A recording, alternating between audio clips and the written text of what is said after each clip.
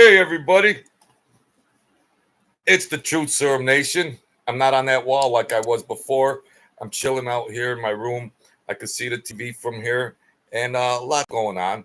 So we're going to watch Trump do his speech, and a lot has happened since. And we're going to keep track of this historical time and this convention and everything. So we're going to be here for a while. Go get a coffee. I got mine.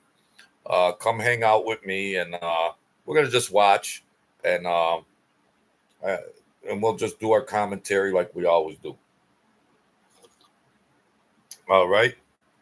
Um, and I want to give out some thanks for some people that supported the channel, and I'm maxing and relaxing here, folks, with the microphone that's not plugged in, but we're still waiting on Trump. He'll probably come on about 9 or so. So come on in and hang out with the Truth Serum.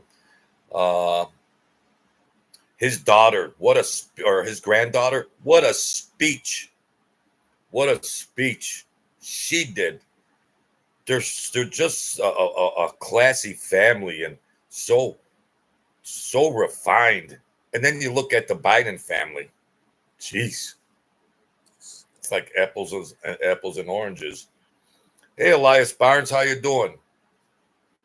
Thank you for coming in here, helping me out. We're gonna watch when Trump comes on. I'm gonna turn the volume up on the TV, and that's what we do. That's all. So yeah, that all that controversy around that attempt, and it's terrible. And I did the video earlier. Excuse me. So Joe Rufino, how you doing, my man?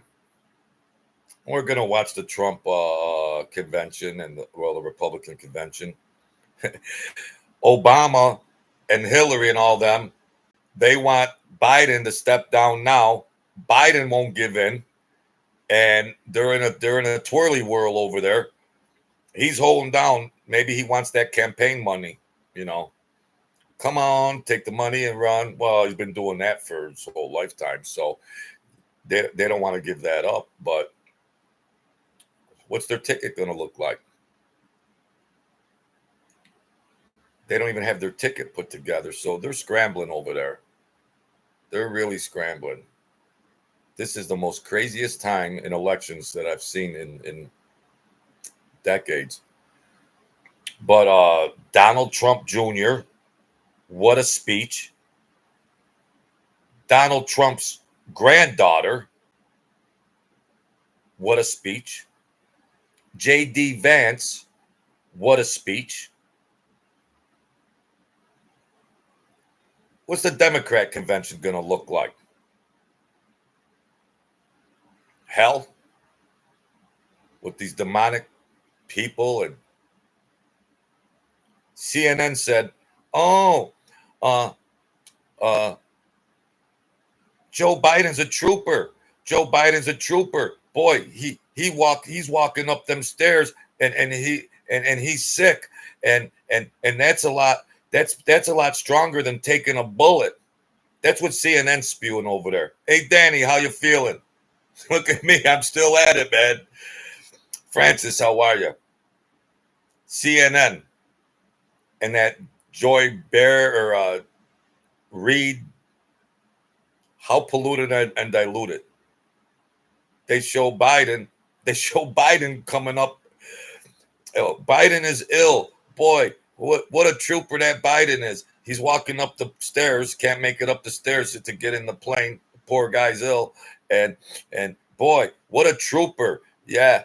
Oh, that's way stronger than Donald Trump standing up after an assassination attempt. Boy, that's way stronger. David Monk, how are you? Danny, how you been, man? Danny, how you feeling? Oh man. So you know me. I need some I need some people to hang out with, and that's how we'll do it. You know. Danny, I really appreciate your support historically. everybody else. So this is it, the last night. What is it? Maybe 3 months before. Well, they keep claiming, the Democrats keep claiming that there's going to be word on whatever's going to happen. Hey, Max Meeks, how have you been? We're living through historical, notable times. This is a spiritual battle. Yes, folks. Yes, it is. This is a spiritual battle. And Jesus help us. Jesus help us surviving. And my beautiful niece, if you're watching, it's my beautiful niece when she made her communion.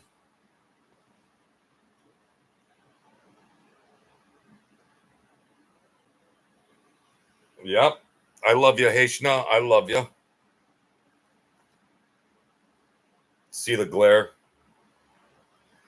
Sorry, honey, if you're watching, I don't know, but that's my beautiful niece.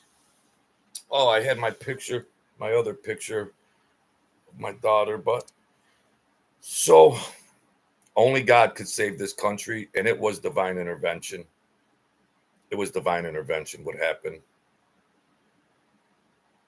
So, yeah, hang out with me. Elias Barnes says, "What is communion?" Well, when you're Catholic, Christian, and you go through church school, like in public schools, on Mondays there was a Catholic school down the street, and on Mondays we'd leave our public school and go down the street to St. Anthony's to do our Catholic school instruction, and then you would do communion and stuff like that, confirmation when you're a teenager. So it was just a progression of when you could make your confirmation, which was the goal. So thank you, Jesus. And that's my beautiful niece. And so that's that. I thank you guys for helping me out with your support in every which way that you can. Okay, I'm raised on Southern religion. Oh, okay. God is good. The angels saved me many times. So I respect it and I preach it. I preached it and I preach it. You know, um, while we're on that subject, Trump was shot at 6:11, right? 11 minutes after 6. While we're on the religious subject, in Ephesians 6:11, you know what the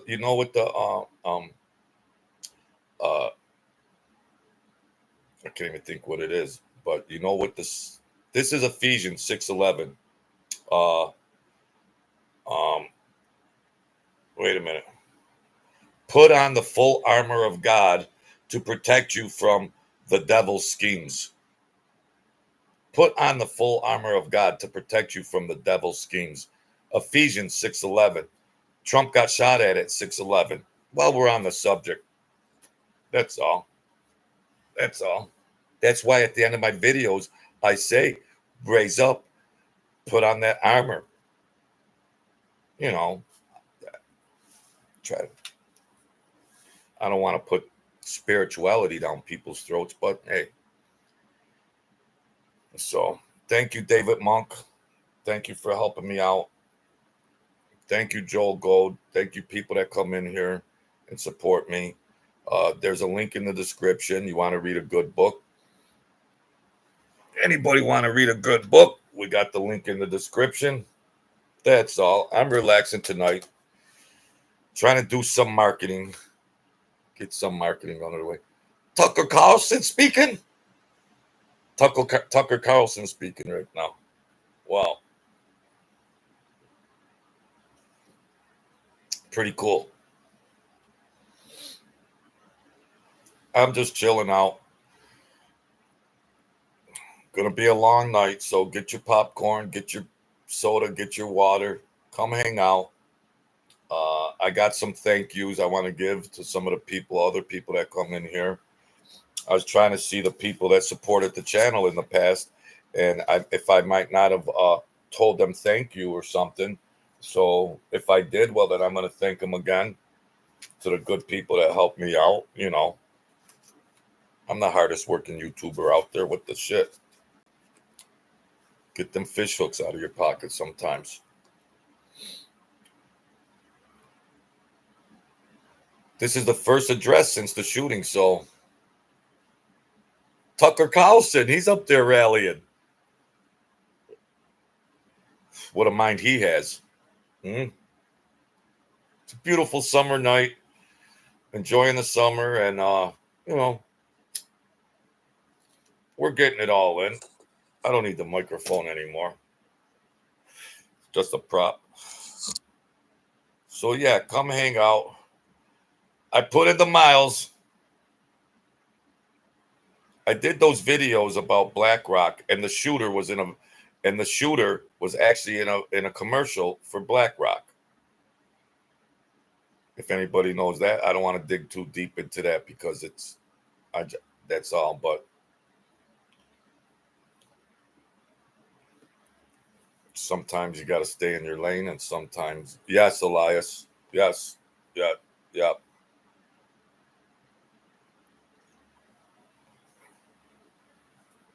Tucker's up there. He's got them all. Let's see what Tucker's talking about. I could go on for hours, but let me just sum it up. I do think the entire point from the famous escalator ride 9 years ago until today of Donald Trump's public life has been to remind us of one fact, which is a leader's duty is to his people, to his country, and to no other. Right. That's the point. That's the only point. And another word for this is democracy. Democracy, in case you're a little sick of being beaten in the face with democracy on television. Tucker Carlson's putting it down. This is what democracy is supposed to be about. This is what democracy is. Not what them hacks have been doing. Trump was the only one.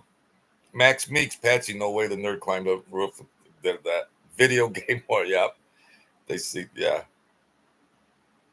Yeah, they seek the person out.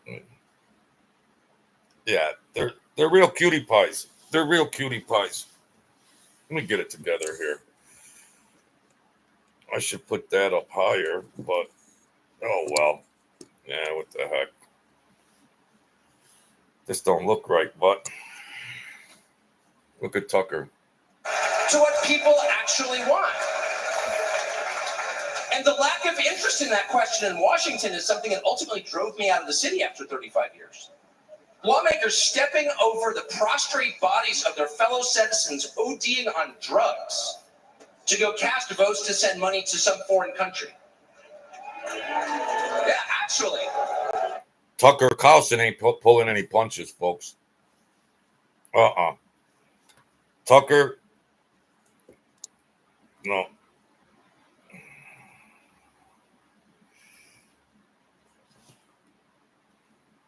All that rhetoric, decades. And do you hear a single word from Washington about doing anything? We know where the drugs are coming from. We know the supply routes. The U.S. military spent billions bombing the Ho Chi Minh Trail. You don't see our commander-in-chief suggesting that we use our military to protect our country. No. Or the lives of its citizens. No. That's for Ukraine. Elias, can you actually hear my TV, Elias? It's too insulting. It's a middle finger in the face of every American. It's a very clear statement, which is unmistakable. And that is, we don't care about you. And Donald Trump, whatever you say about him, and I think he's a wonderful person. I know him well. By the way, the funniest person I've ever met in my life, actually. You can't be funny without perspective or without empathy, which is true. But everything else about Trump aside, he actually cares because he's interested in the people who live here because that's his job. A father's job, his duty is to his family. An officer's duty is to his men. A president's duty is to his citizens. He don't even take a paycheck. And he seems to be the only one who thinks that. Yeah. And in his choice for vice president, J.D. Vance, he's made that really clear. J.D. Vance, baby. J.D. Vance, I'll say this about him, is a thoroughly decent man, and I'll just admit it, a friend of mine, one of the very few politicians in Washington who actually is very close to his own wife, which is wonderful to see. And she's wonderful, actually. But J.D. Vance has views that are closer to Trump's voters than anyone else in Washington in office. Therefore, he is the vice president. That's called democracy. Come on, Tucker. Come on, So baby. I'll stop at just one point, and that is what's happened over the past month since the debate. Yeah. And particularly on Saturday in Butler, I think a lot of people are wondering, what is this? It's nothing like politics. Something bigger is going on here. I think even people who don't believe in God are beginning to think, well, maybe there's something to this. Yeah, divine intervention. Actually. And I'm starting to think it's going to be okay, actually. I do think that. In the day after the midterm elections in 2018, Antifa came to my house.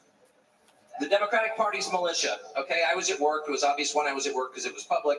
My wife was home alone. They tried to come in through the front door. They terrorized her. She hid in our pantry. It was on television. It was horrible, actually. It was, I mean, I'm not whining about it. I wasn't getting shot in the face, but it wrecked our day.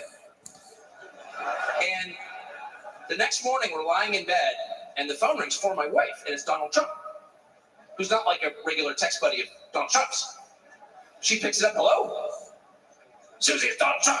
And it's coming through. I can hear it. You know, I'm lying in bed. Oh. And the first thing he says is, I'm going to stand guard outside your house. And she goes, oh, that's so nice. And he says, I'll never forget this as long as I live. He says, you know, there's a lot of hate out there. And she said, you know, there is, Mr. President. And then he says, but there's a lot of love. There's a lot of love. And we are seeing that love. I don't think it's human love. All you need is love. Just stop with this. I'm not always convinced that I'm on the right side. I've been on the wrong side many times. You'll never hear me say I'm on God's side or God's with me or even I'm with God. I want to be. Not sure I am. But I will say this unequivocally and conclusively. God is among us right now. And I think that's enough. God bless you.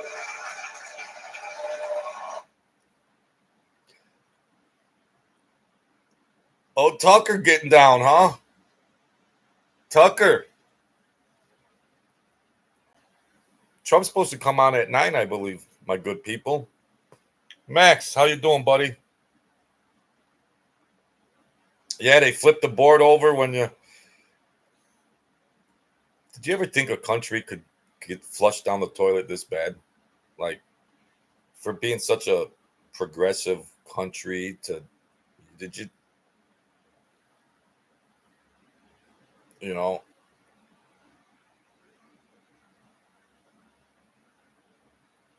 so now, well, with all this, okay, the presidential, you know, and his granddaughter, oh my gosh, his granddaughter did that speech, unbelievable.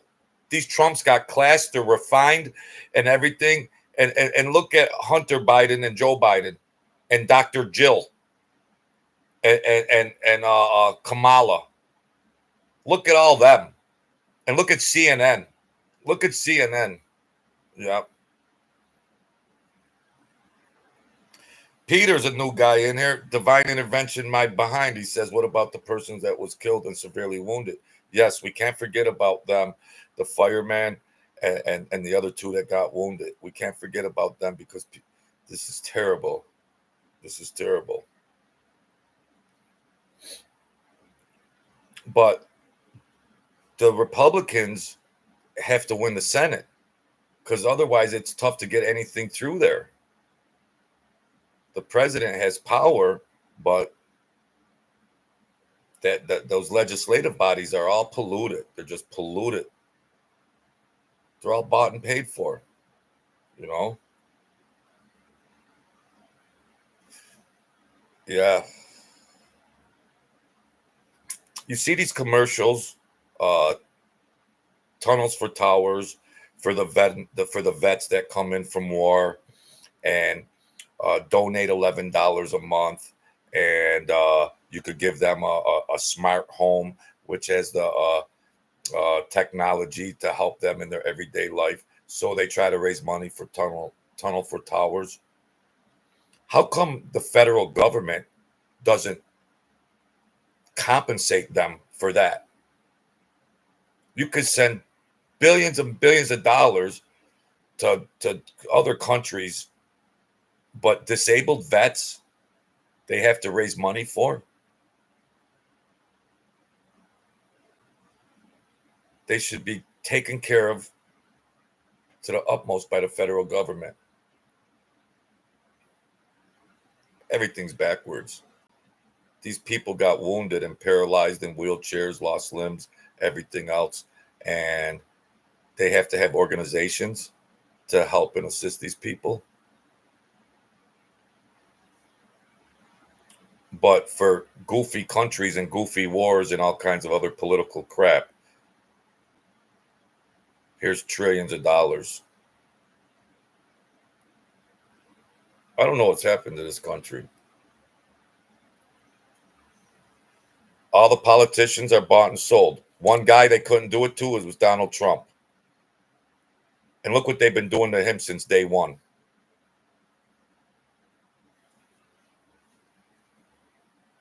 The globalists.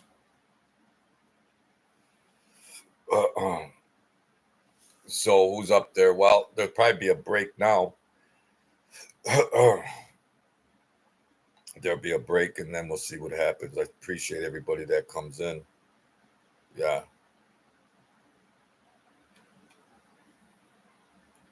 It was divine intervention that saved Trump. Whatever you want to say, Peter, it was divine intervention that saved Trump. It doesn't diminish the fact that my heart goes out to the guy that got killed and the other two people that got wounded. Everyone's got their opinion.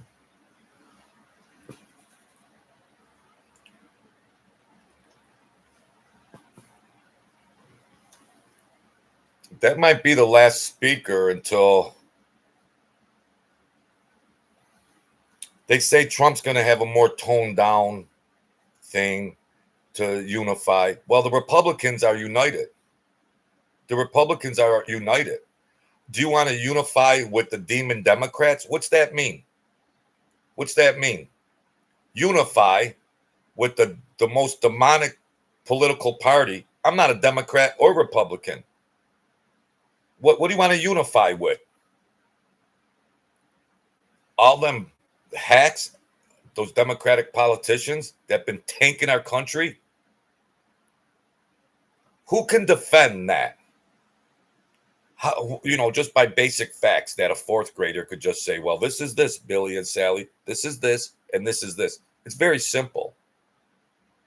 Because the media and the politicians want to put retards on a merry-go-round and they'll believe anything. And it's just like, it just must erode their common sense and logic.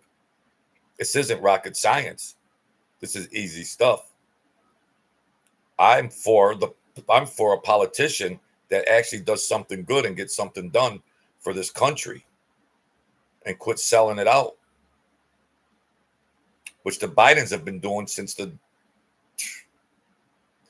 70s, 80s. Simple facts. So it's going to be very interesting. They don't even have their ticket together. Who's running on the ticket? Obama's in a tizzy. All those globalists are in a tizzy. Yeah. Paul Gacy, how are you? Welcome in here. We're just, if you've watched me before, I'm just doing my thing, pumping out videos. Appreciate you coming in here. I'm not on the other place. I'm relaxing here. My makeshift studio. We got a real big show. Trump's coming on at 9. He's going to tone it down a little bit. But I don't know what this unified thing is. Unite. Unite to who? The Democrats? Well, unite to what? The Republicans are united. They've accomplished that during this convention. The Republicans are united. What? Unite to What are you going to unite with to the Democrats? What are you going to put your hand out to shake their hands? Unite to who? A demonic party that's been tanking the country?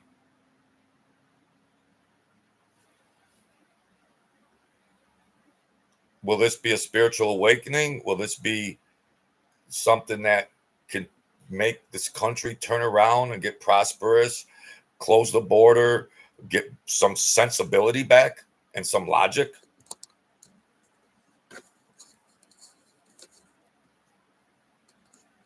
How do these news stations and Biden supporters defend hyperflation, houses, the cost of living out of the roof, credit card debt out of this roof?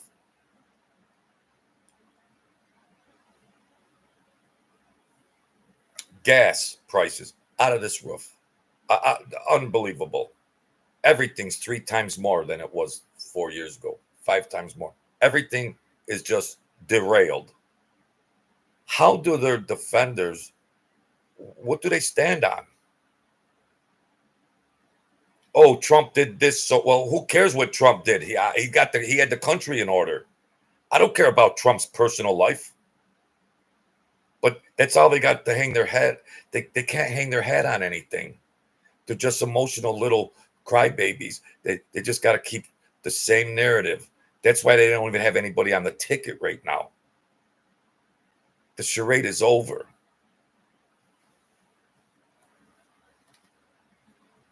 A lot of Democrats are voting Republican. I hope they win the House. I hope they win the Senate. I hope they win the Senate. They're afraid that Biden dropping out will cause them a lot of seats in the House and Senate. They're afraid that that's just going to cause total derailment, which is probably going to happen anyways. So, unless they can mess with the election, maybe Biden in his crazy mind thinks he's got a shot to mess with the election again, and who knows? Maybe they're going to bring in the Gestapo. You never know. You don't know. At this point in time, anything's possible in this country. Anything's possible. So Kristi Noem's talking. She's the South Dakota governor. But yeah.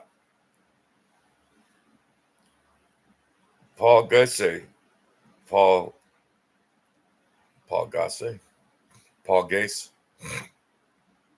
So yeah.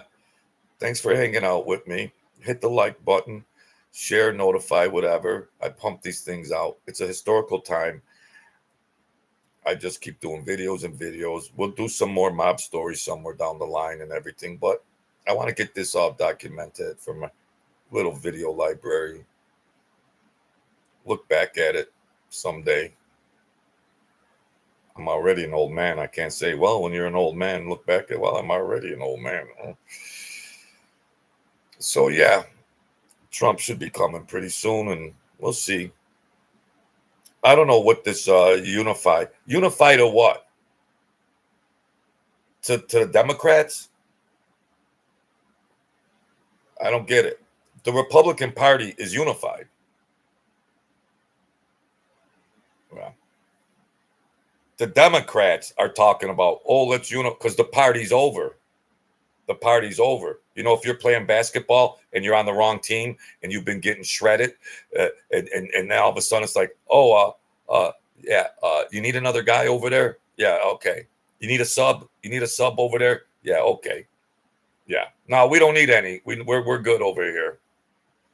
You unify with those scrubs you got over there. You unify with them hacks. Yeah. It's like the Titanic is sinking, and it's just got, you could see just a little bit of that Titanic, and they can't put anybody on the ticket because they're going to get beat in 3 months. So I'm just thinking the Democrats just got to have a strategy for 2028. Whoever they put on the ticket is just a sacrificial lamb. Go ahead, Kamala. Go ahead, Kamala. Go ahead, Kamala. Go get on the ticket with your boy. That's all. They won't know your name in 2028, Kamala. Get on this ticket with your boy Joe. We won't even know what your name is. You'll dissipate into the wind with the rest of them hacks. So yeah, you feeling what? Yeah. Max Meeks, how you feeling? Thank you for your support, Max. And I want to take the time right now. Some people have come and gone and watched my channel, and I haven't seen them in the comments or here or whatever. But I'd like to thank DC White Boy, who has supported me. Thank you, DC White Boy. I hope you're safe and everything's good. I haven't heard from you. James McCarthy, New York. I hope everything's good with you. AGK Banks. I hope everything's good. Sir Drums, thank you for everything. Sad Boy Maz, thank you for everything. The New York Jets, thank you for everything. Joel Gold, thank you for everything. Ray Trzynski, thank you, my man, for helping me out. The Bonzo, thank you. Constantinos Piscalis, thank you. Sagittarius Journey, thank you. Elias Barnes, thank you. You're in there right now. Big Yin, thank you. Max Meeks, thank you. The Italian Stallion, thank you. Grandino, thank you. Larry Tenoy Jr., thank you. Michael Malone, thank you. Wiretap, hey, what's going on? Wiretap, thank you. Scott K, thank you. Buy Stocks, thank you. Ivan Lorth, thank you. Philly Bob, thank you. Billy Malone, thank you. Thank you, you folks, for helping me out. Kimmy, thank you. Buy Stocks, thank you. I appreciate you people coming in here and hanging out with me. Keep me going. And we have fun. Small channel, but the best channel. That's all. With the best people. I appreciate all the support you've given me in recent times. I do appreciate it. So yeah, we're gonna keep things going. My light is bad and everything, but Lara Trump is up there. All these Trumps, they're so refined and classy and smart and likable, and they got a good. Look at these Biden hacks. Sold the country out. Sell the country out. The Republic of China. Oh, well. So, I'm going to get my coffee.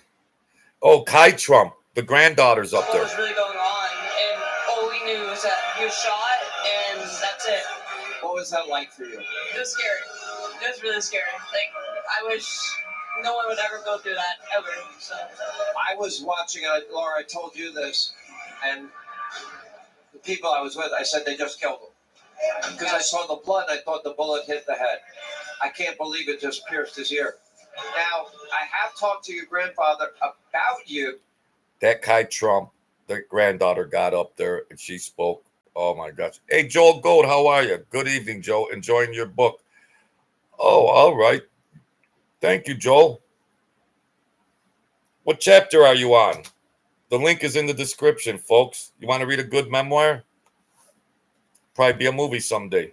Get it now. There's a link in the description. Help a guy out. Trying to buy a 10-speed. I just junked my car.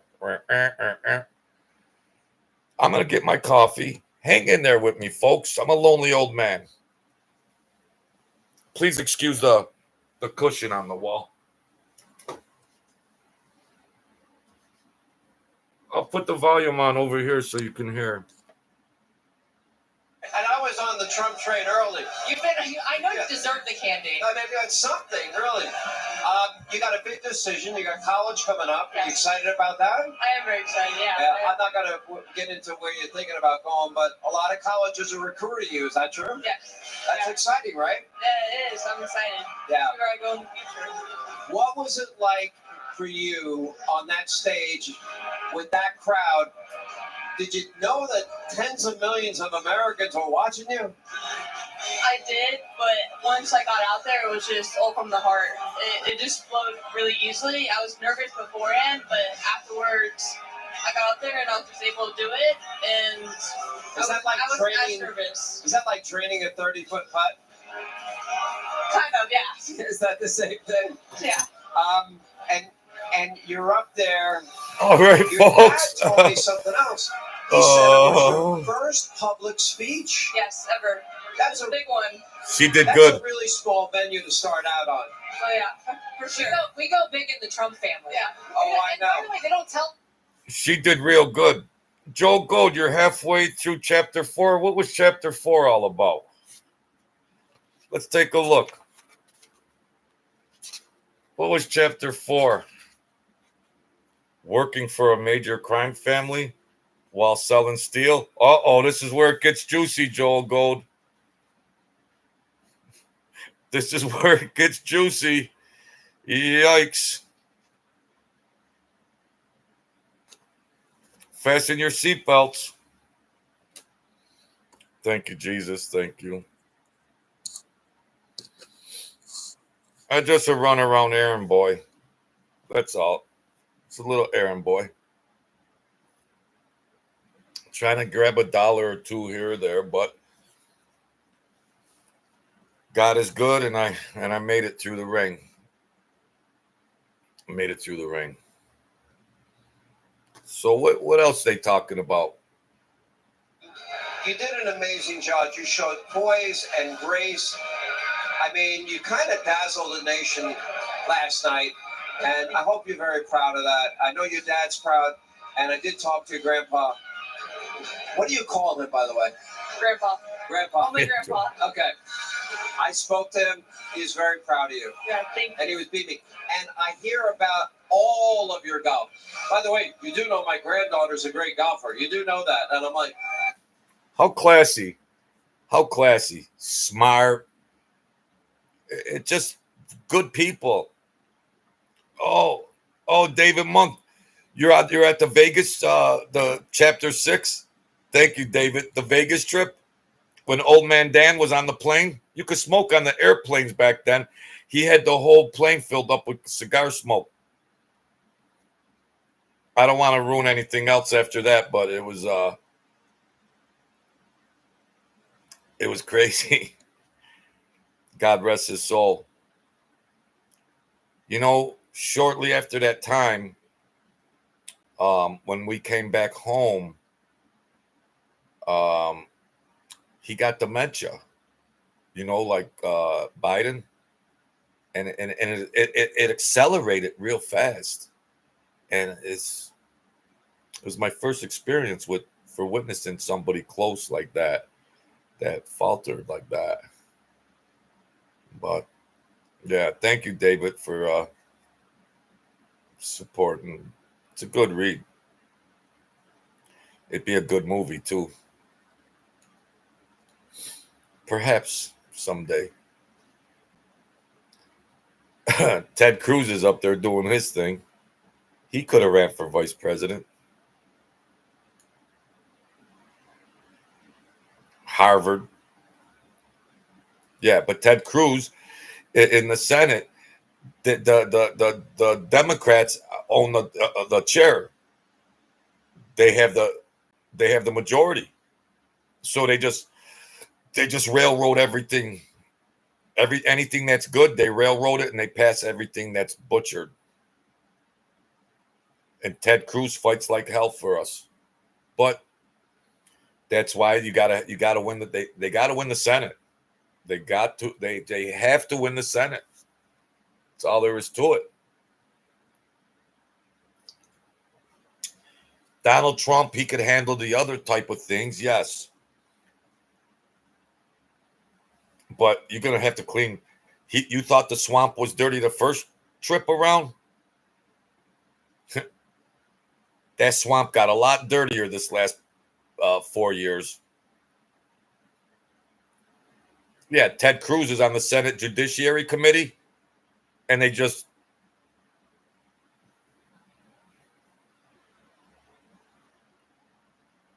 thank you, David Monk and Joel Gold, Max Meeks, Paul G, Elias Barnes.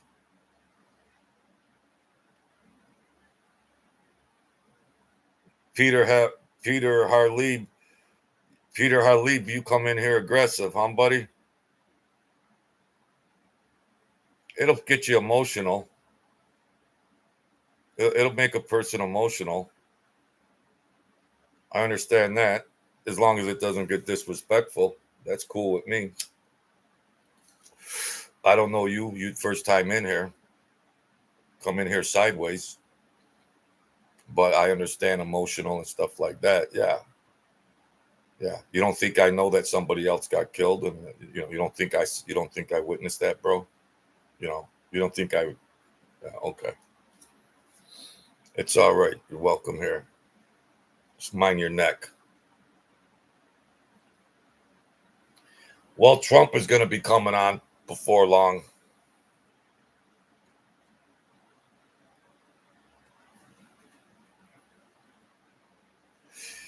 Joel Gold, kind of tough bringing that bread and milk. Kind of tough with that running that bread and milk around everywhere.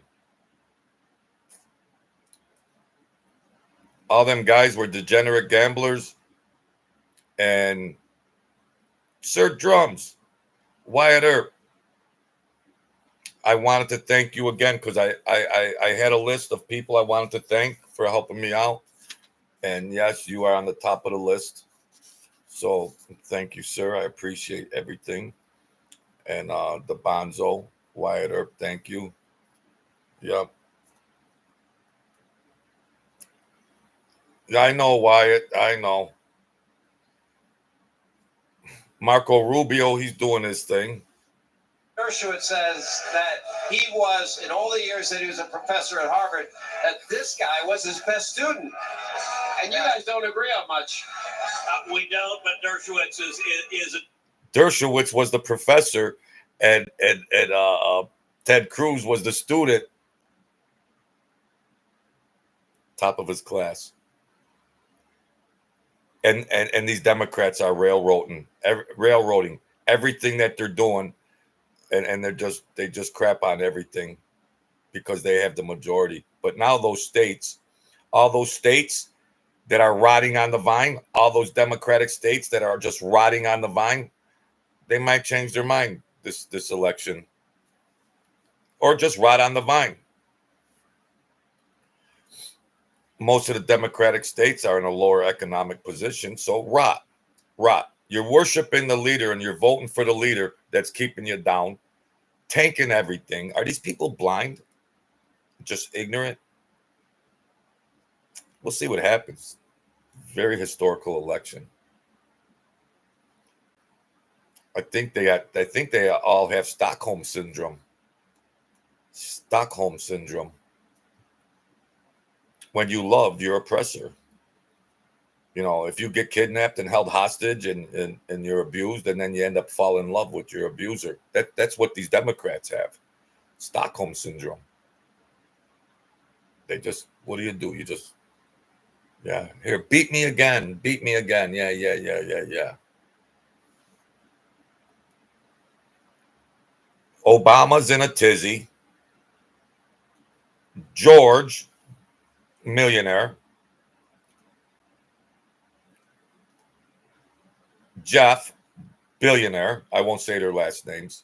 Globalists that back up these bums. They're the puppet masters. They were like, well, we don't really want to donate to the Democratic Party. We better wait and see what happens, Sleepy Joe. We don't really want to, give you that check right now. We're going to wait on that check, Sleepy Joe. They don't even have a ticket together. Yeah. So Biden's just hanging in there to the end because maybe that check will come. Maybe that check will come. So he's not going nowhere. Unless they do what? 25th Amendment? So we'll see what happens there. Thank you, folks, for coming in. My troopers, I appreciate it. They're having a big party over there. Wait till you see the Democratic convention. It'll look like a freaking freak show. Straight up freak show. The freak show is over. Got to get this country back on track.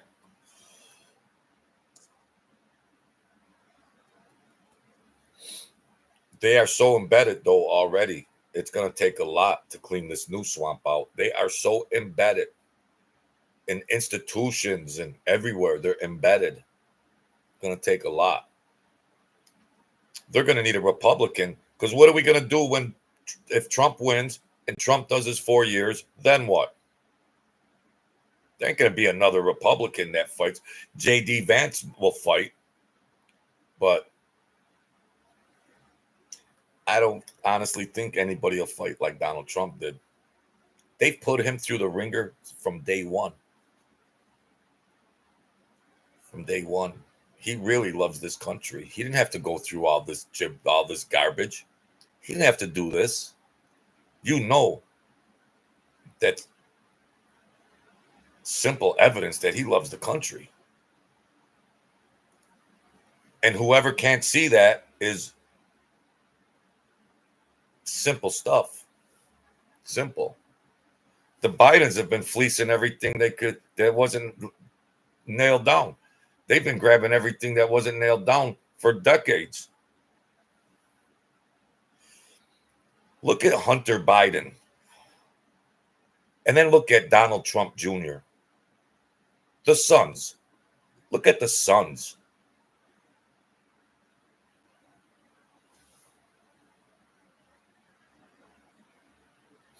America needs to wake up. America, and this is it. This is America's last chance. The future of the United States of America, as we've known it, is at risk. Is at risk during this election. Because in 20 years, you're going to see martial law. If the Republicans don't win, you'll see military checkpoints. This is already half China. This is already half China. This will be socialistic, Marxist, the United States of China, the Republic of China is what you'll see.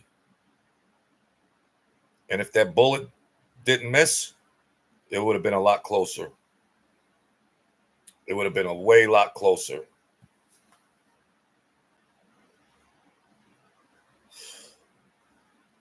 God bless America, because it'd be a whole different story. If Trump would have got assassinated, they would have already had the Biden Harris ticket. They don't even have their ticket. But if it would have happened, they would have already announced that their ticket.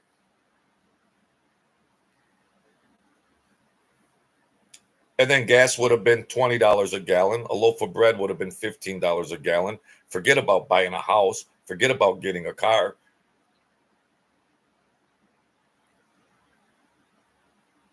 It wouldn't even be hyperinflation. The New York Jets, thank you for your support. Thank you. Yeah. All the Republicans are unified. All the Republicans are unified. We don't need to unify with the Democrats. The Republicans don't need to unify with those demons. You want to shake the hand of the devil? What's going to happen is there's going to be a new cleaning of the swamp. They better get their toothbrush and underwear together, because a lot of them might be going to prison. Right, the New York Jets. If they want to jump aboard and start having some common sense, yeah, then everybody get along and run this country, and yeah, there could be a more sensibility between the parties, more sensibility for doing things right. But until that happens, they are the enemy.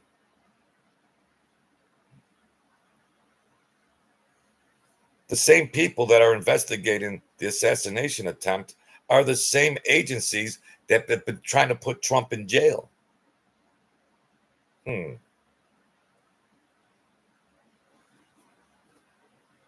Yeah, we'll see how far that investigation goes. Yeah, okay. I got swampland for you. Yeah. Mayorkas, Cheeto, I have sympathy for Cheeto, but because she's just a puppet listening to the puppet masters and the globalists. Yeah. So yeah, it's gonna be very, very interesting. Maybe things could get back on track. You start to get the Democrats to think a little straighter. And yeah, the Warren Commission, the New York Jets, the Warren Commission. Yep. So thanks for coming in. Yeah, we'll see what happens. Historical. I wanted to get a video and do it up and see what's gonna happen here. So I'm in for the duration, and I'm very close to when my charge runs down. I'll plug it in. Whoops. Yikes. My studio's falling apart. Thank you guys for putting up with me. I don't have all the bells and whistles, but we'll get it done. Yeah.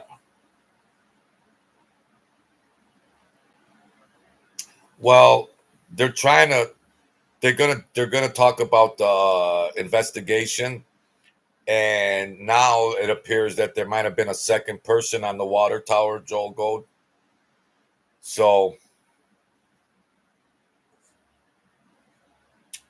it'll end up, what will happen is it'll end up like the Kennedy, when Kennedy was assassinated, and it was all these investigations. It was a twirly whirl, and then time passed on. It was just like, oh, we don't know. No, we don't know. We don't know. So that's what this investigation will be. Who don't know that? Please. And then they take summer recess. When? In late July, in a couple weeks, they take summer recess. Yeah. Same story, same song, Mr. Gold. Yeah, so been on that merry-go. We've been on that merry-go-round before, if you're as old as me. We've seen that movie before. It's a rerun. Yeah. Yeah. Just like when they'd stage all these things across America, if you look in the crowd, it seem like you see the same people. They're like actors. What's going on here? I don't want to mention too much, but how could the same people be in a different town 500 miles away in the background? And what? What? We know Biden ain't watching. You got to be in bed by 8. Wow, that poor Biden. CNN said, oh, geez, how strong Biden is. He's ill. He's walking up the steps. The poor guy couldn't make it up the last few steps. And, oh, he's so strong. And Trump is weak. Trump is weak. He's got a Band-Aid on his ear. Trump is weak. He's got a Band-Aid on his ear. Oh, dear. Biden really walked up them stairs like a champ. Is CNN that polluted?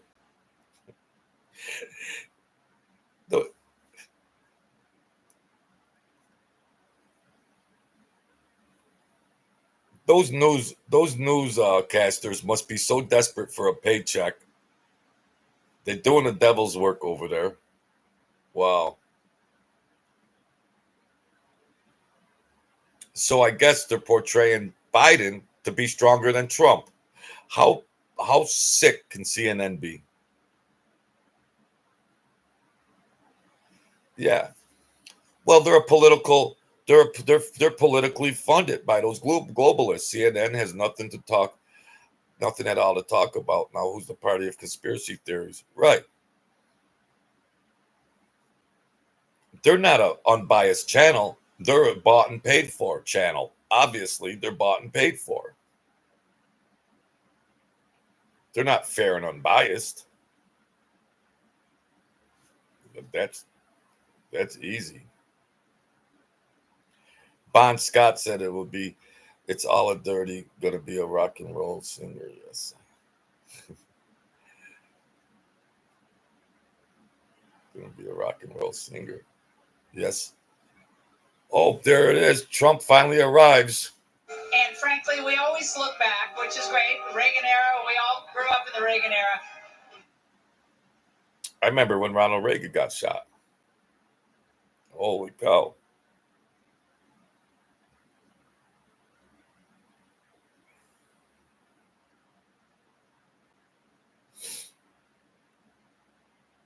Look how clean and well. Look at that Trump family, how refined and classy and nice they are, and trying to support their grandfather and father, and they've watching their father and grandfather been put through hell, doesn't even take a paycheck.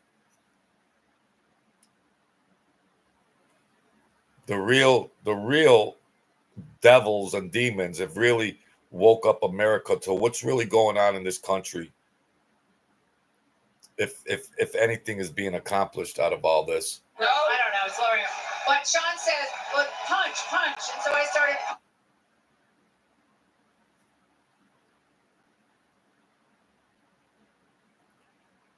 Wow, he's not even on the stage.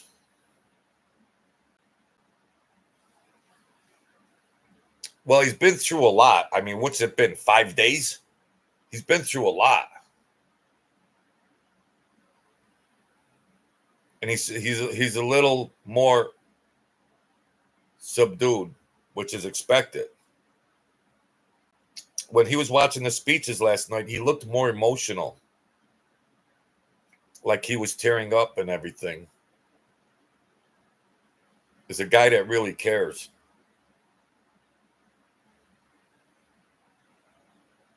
Breaking news.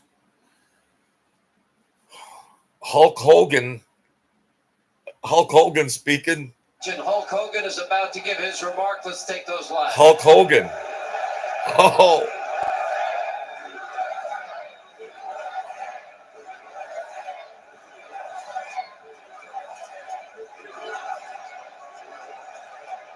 Here comes the Hulk. Oh. Let me tell you something, brother. Come on, Hulk. You know something? When I came here tonight, there was so much energy in this room. I felt maybe I was in Madison Square Garden getting ready to win another world title. Or maybe I thought. The vibe was so intense. The energy was so crazy. It felt like maybe I was going to press that no-good stinky giant over my head and slam him through the mat, brother. But what I found out was I was in a room full of real Americans, brother. Real Americans. Come on, Hulk. And at the end of the day, with our leader up there, my hero, that gladiator, we're going to bring America back together. One real American at a time, brother. Come on, Hulk. You know something? I've seen some great tag teams in my time. Hulk Hogan and, ooh, yeah, the Macho Man Randy Savage. But you know something? I see the greatest tag team of my life standing upon us, getting ready to straighten this country out. for all the real Americans. Come on. But Trump fans. You know, even though you guys are real Americans, you better get ready. Because when Donald J. Trump becomes the president of the United States, all the real Americans are going to be nicknamed Trumpites. Because all the Trumpites are going to be running wild for 4 years. So with the power of Donald J. Trump and all the Trumpites running wild, America is going to get back on track. And like Donald J. Trump said, America is going to be great again.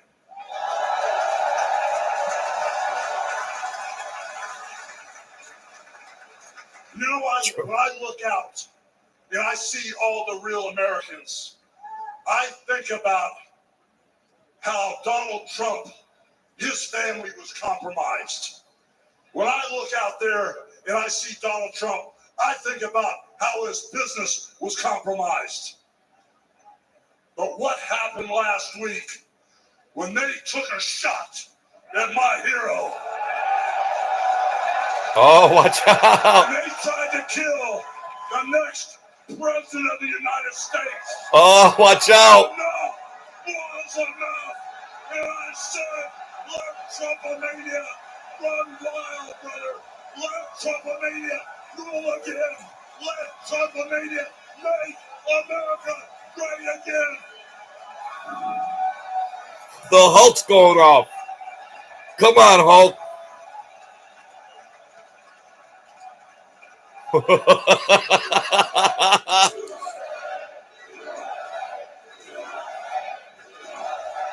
Help us, God. Help us. Help us, God.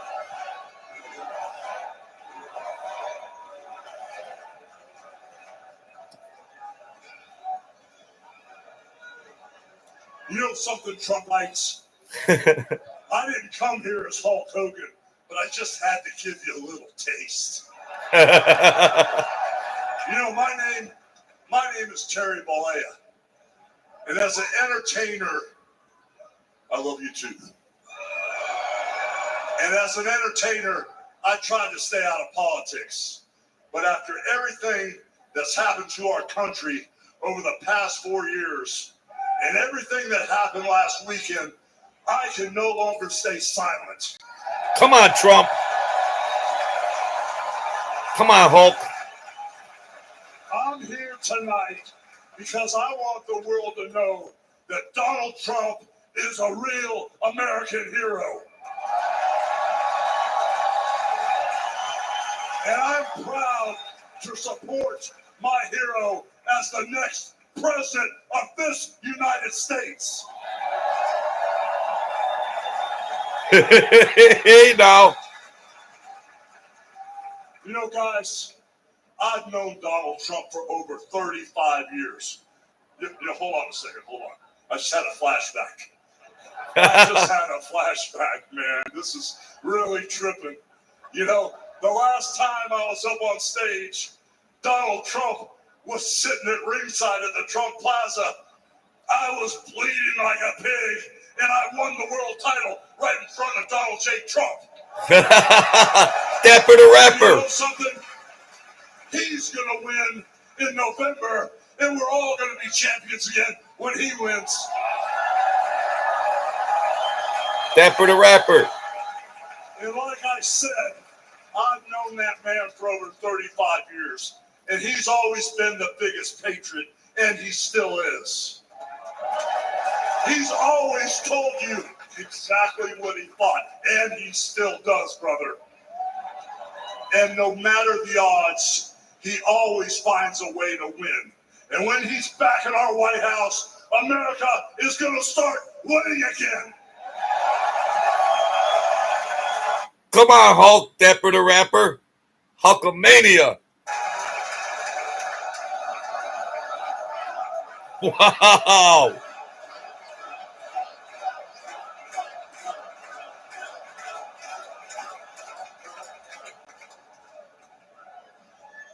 You know, guys, over my career, I've been in the ring with some of the biggest some of the baddest dudes on the planet. And I've squared off against warriors, ooh yeah, savages. And I've even, like I said, body slammed giants in the middle of the ring. And I know tough guys. But let me tell you something, brother. Donald Trump is the toughest of them all. Hey, the Bonzo, how you feeling, buddy? Hulkamania is going on. Own everything at Donald Trump. All the investigations, the impeachments, the court cases, and he's still standing and kicking their butts. They threw it all at him. You know, we never had it better than the Trump years. Back then, we had a thriving economy. We had strong borders. We had safe streets. We had peace and respect around the world. But then we lost it all in a blink of an eye. Crime is out of control. The border is out of control. The price of food and gas and housing is out of control. And the only person who can clean this up is Donald Trump. Oh, wow. Hulk ain't messing around. You know, guys, I really, really love this country. And I've lived the American dream. And I want my kids, your kids, and all those little teeny Hulkamaniacs out there to live the American dream too.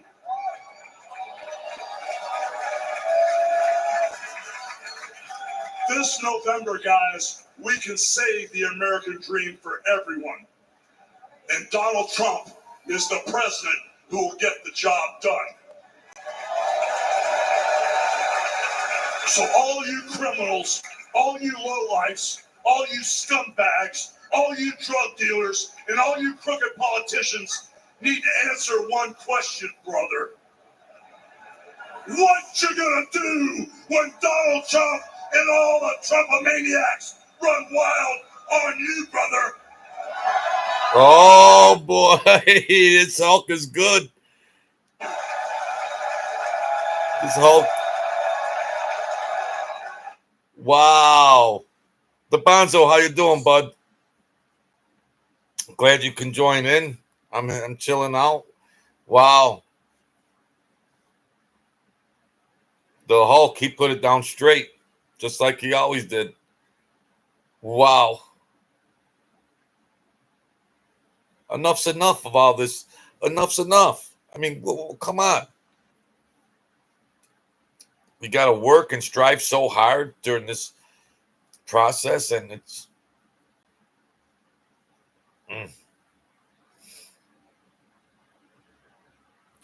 if Biden's elected, there's going to be so many people moving out of the country. Wow. They can have another speaker. This thing might go to midnight. I better charge my thing in. Thank you, the Bonzo, for coming in. Sir Drums. Wasn't that something? Trumpomania. Sir Drums. Trumpomania is coming. Dapper the Rapper. Thank you guys for your support. David Monk, Joel Gold. I got my starting crew in here. I got my starting crew. Max Meeks. Yep. Keep me posted, Goat, on when you hit the next chapters.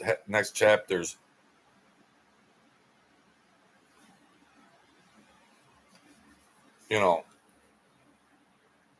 But it was bread and milk, okay? If you're going to make comments in here, it was bread and milk, okay? My man. Holy cow. Trump formally accepts GOP nomination. What's the Democrat ticket look like? They deserve it. They deserve what they got. Maybe God will bring the country back. Hopefully God could get it back. Joel, Mr. Gold is in the house. Thank you for your support. I really appreciate it. The Bonzo, thank you. Sir Drums, thank you. I appreciate that. I had a list. I read off a list earlier, but you know you're on that list. I appreciate it. So I anticipated Trump at 9. I should have known better than that. But he's still sitting in the chair right now. Sorry, folks. It's going to be another long one. But Franklin Graham? Is that like Billy Graham? Addresses? He looks like Billy Graham.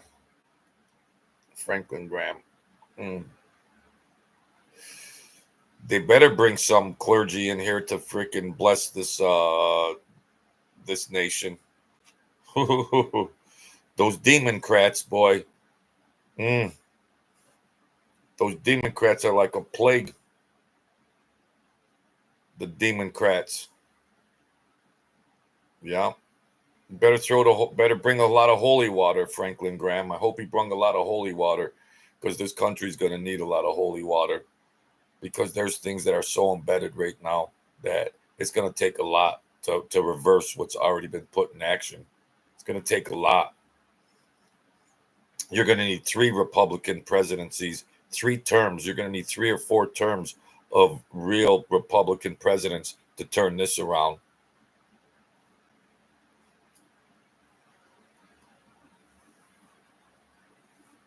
Or it ain't going to be the same America. It ain't already.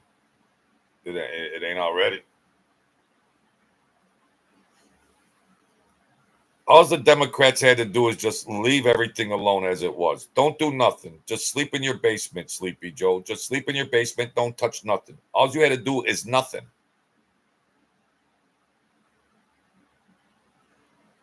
What they do, everything that was demonic. I tell you guys, it's spiritual warfare. It's good versus evil. That's why you got to put on the spiritual armor, because the world is a vampire. It wants your blood, just like I say at the end of my videos. This is truly good versus evil.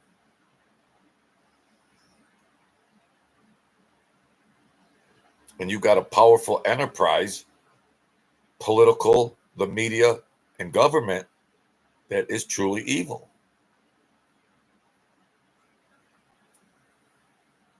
Maybe the light will beat out the darkness.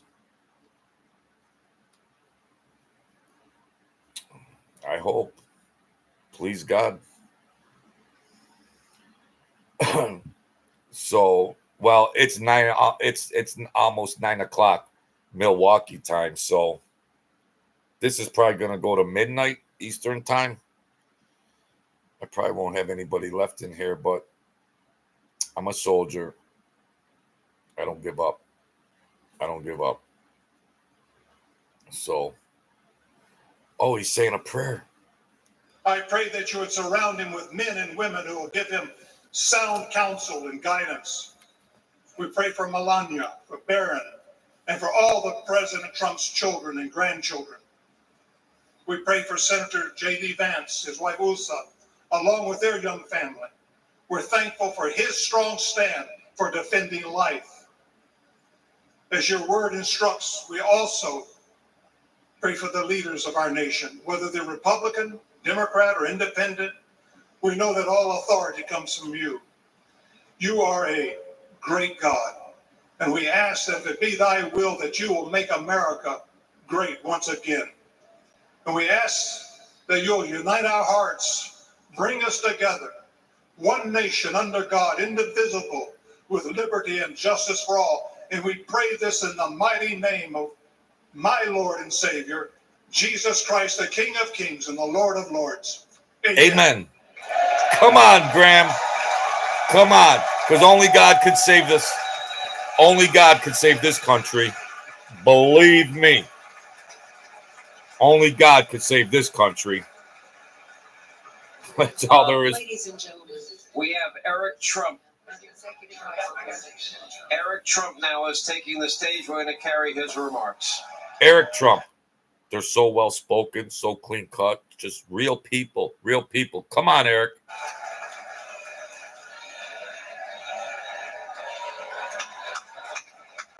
He should run in 2008, or Donald Trump Jr. should run in 2008. The granddaughter should run in 2042. Good evening, America.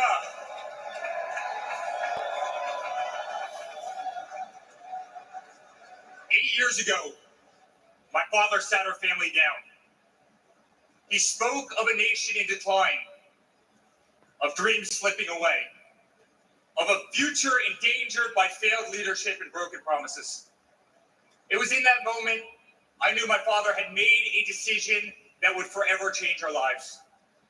We realized he had chosen to step into the arena, to fight for the soul of America. He decided to leave behind the comforts of an unbelievable business empire, to leave behind everything he had ever built, to answer the call to serve our nation. Unlike his predecessor, it was not a decision born out of necessity. Unlike the current president, it was not a decision that would enrich his family. They are not going to utter the Biden name tonight. And a deep concern for America's future.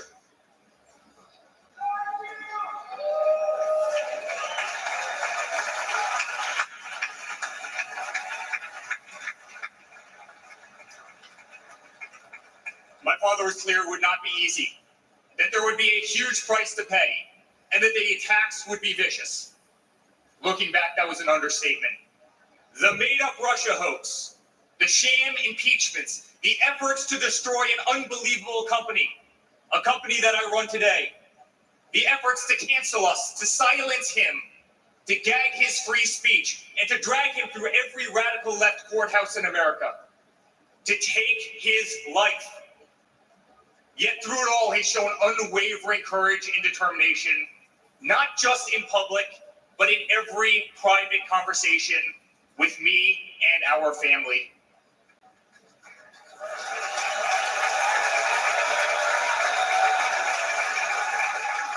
He stood tall, fueled not by personal ambition, but by a profound love for this country and a love for all of you, the American people. That man is my father.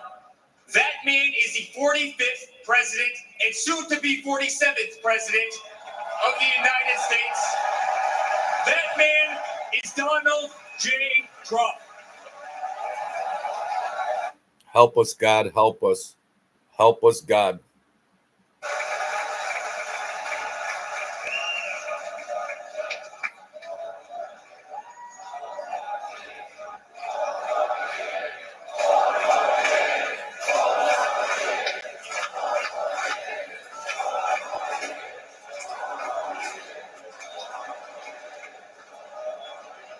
Each time I've stood on this stage, America's been at a dire crossroads. In 2016, many people began to doubt the promise of America. Our economy was struggling. Jobs were scarce. Our standing on the world stage was weak at best. Veterans were forgotten. Our military was in shambles.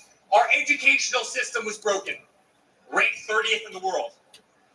He could no longer tolerate an inept administration that handed $150 billion to Iran, a country that chants death to America, or witness the continued attacks on our Constitution and our religious liberty, or see the disrespect shown to our unbelievable law enforcement officers who are being disarmed, defunded, and persecuted each and every day. Marxism. He could no longer stand to see words like Christmas stripped from public use or the Pledge of Allegiance removed from our schools. But my father saw potential where others saw despair. Donald Trump built the New York City skyline. He did so during a time when businesses were turning away from the city he loved. Crime was rampant. The streets were dirty. But he had the Midas touch, and he turned those streets and neighborhoods into gold. He faced every challenge with tremendous vision and grit. As he did during the 2016 election, he rolled up his sleeves. He remained unapologetic. He did not care to be politically correct.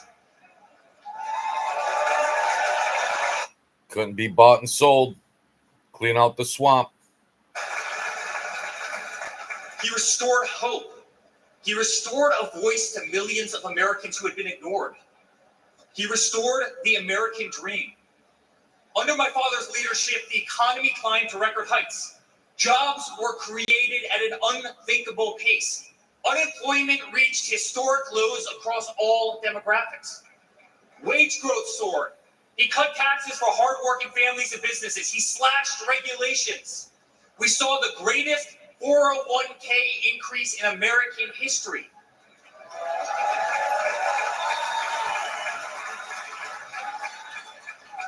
People bought their first homes in an environment that saw 2 to 3% interest rates. Try to buy a house today, folks. My father made the United States energy independent with the lowest gas prices in decades. Go to the gas station today, folks. My father made the United States safe. Our borders were closed. There was peace in the Middle East. Soleimani al-Baghdadi, the terrorists, were dead.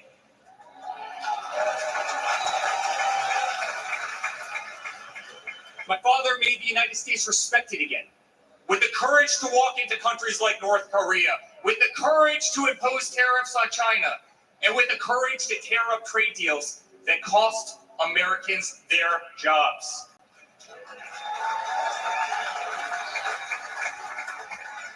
He brought manufacturing back to America. Small businesses flourished. He did what he promised. He put America first. We were winning. Donald Trump made America great again. It was like a layup to him.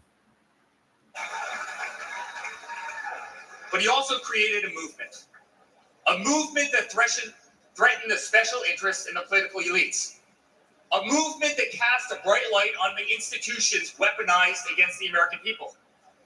You see it in our schools. God bless the moms who fought back. Indoctrinating the children. They didn't leave any rocks unturned. You see it on every news station, in every newspaper. You see it in the military. The most iconic military installations on planet Earth are stripped of their identity and renamed.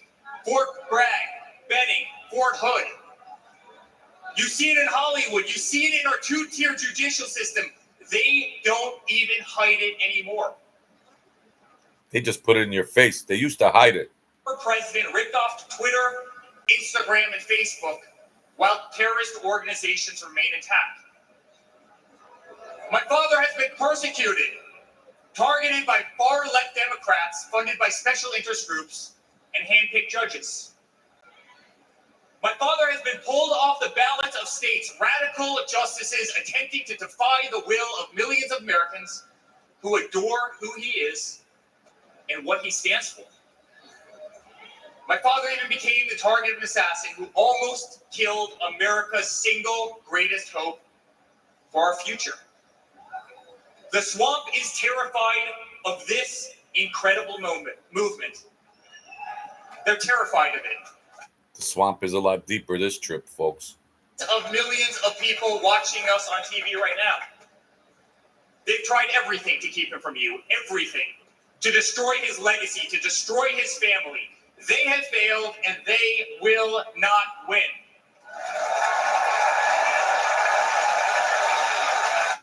They might have another trick up their sleeves. Who knows?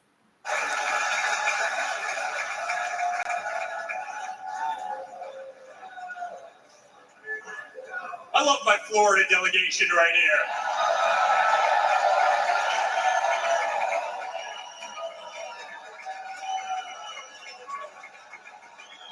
Hey.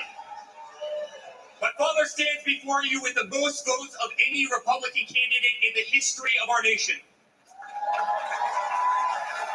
He has defied the predictions of every political pundit. He fills stadiums across our country. He energizes Americans to the issues facing this nation and does so with unvarnished honesty.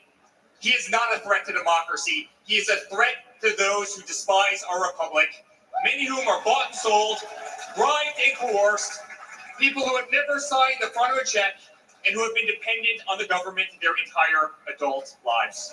Straight up and down.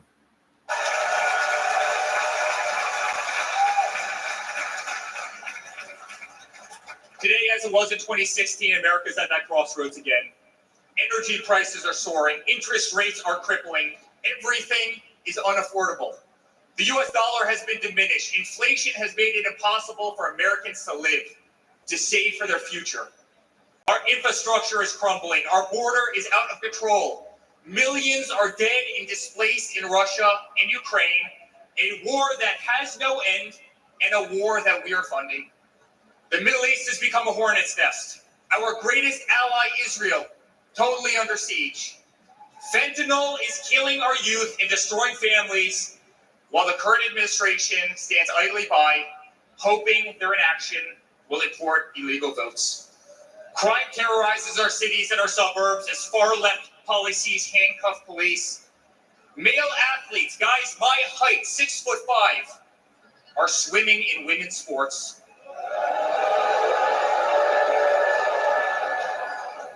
Destroying the dreams of young girls who have trained every minute of their lives.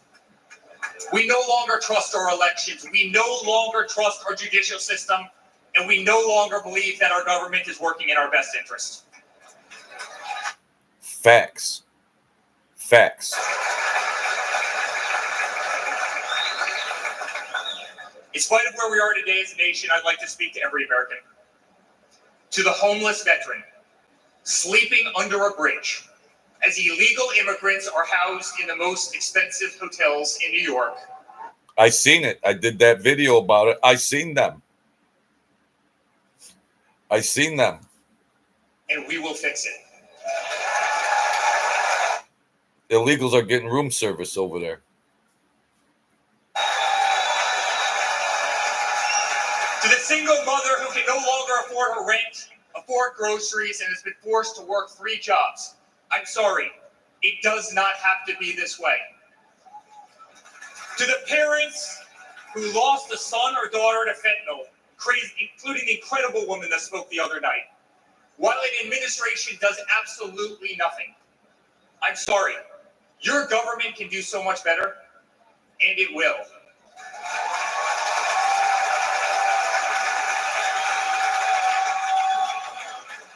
This is America's last chance. It's now or never. Instead of learning the fundamentals in school, I'm sorry, there are teachers who care, and my father will empower them.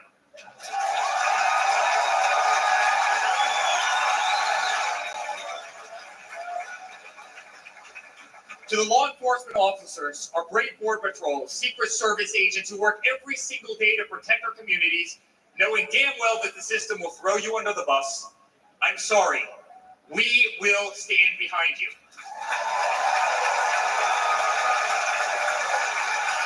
Wow. To commuters often petrified to take a bus, take a train, or walk the streets in cities across our nation, I'm sorry, that man right there will fix this.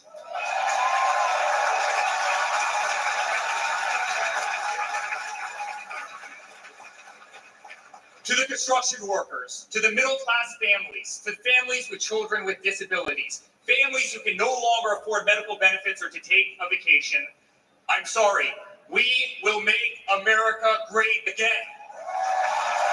Vacation? I'm lucky I can afford bologna. Vacations?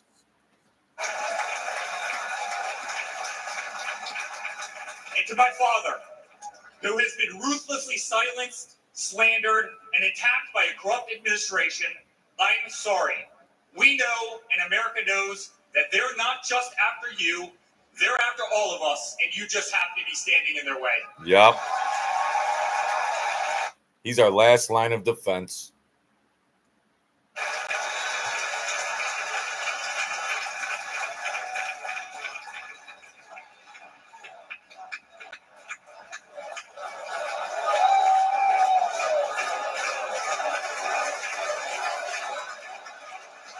To all Americans watching watching tonight, the greatest retribution will be our success. Success not just for ourselves, but for our grandchildren and our children. Under President Donald J. Trump, the swamp will be drained. America will be respected. Our cities will be safe. Our streets will be clean. And our border will once again be secure.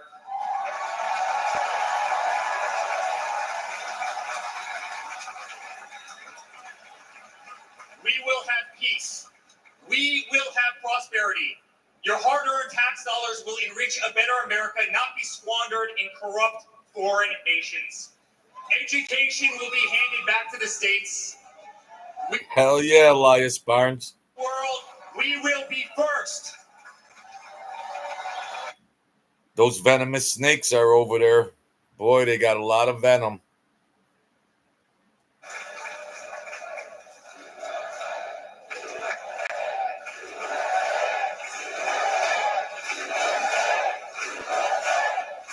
Thanks, everybody, for coming in here and joining me. I appreciate it.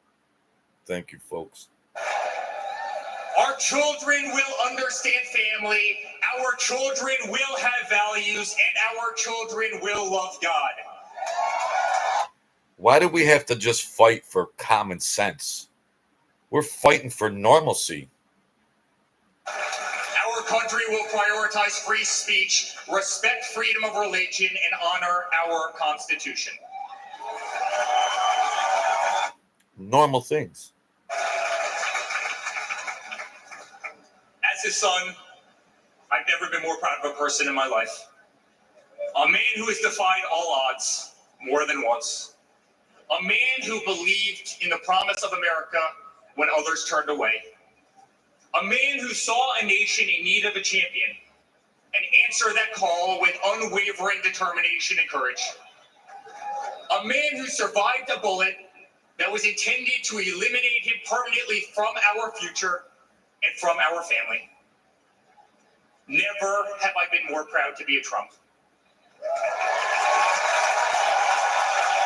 I'd just like to keep the Trumps in and just have them be the royal family. Forget about terms. Just leave any Trump, all the descendants, the children, leave all the Trumps in there. I remain incredibly honored to be part of this journey, a journey with all of you. A journey to save the greatest country on earth. A journey with the most incredible people I have ever met. Dad, 5 days ago, Laura, Luke, Carolina, and I held our breath as we saw blood pour across your face.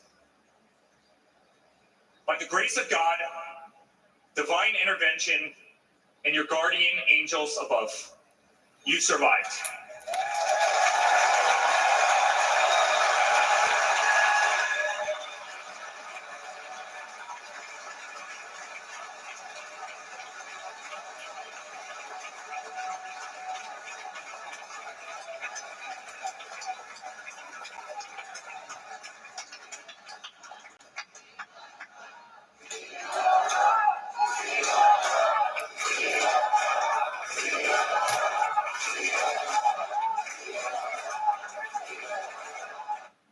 It's true. You are the greatest fighter I have ever seen. You are strong, you are full of life, and you are unapologetic. Your optimism is contagious. Your backbone is unbreakable. Your conviction to fight for what is right and against all that is wrong is truly next level.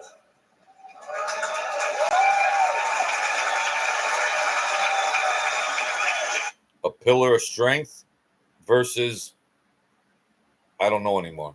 You stood up, you wiped the blood off your face, and you put your fist in the air in a moment that will be remembered as one of the most courageous acts in the history of American politics. You shouted, "Fight, fight, fight!" Yes, folks. America doesn't have anybody left to fight for them but him.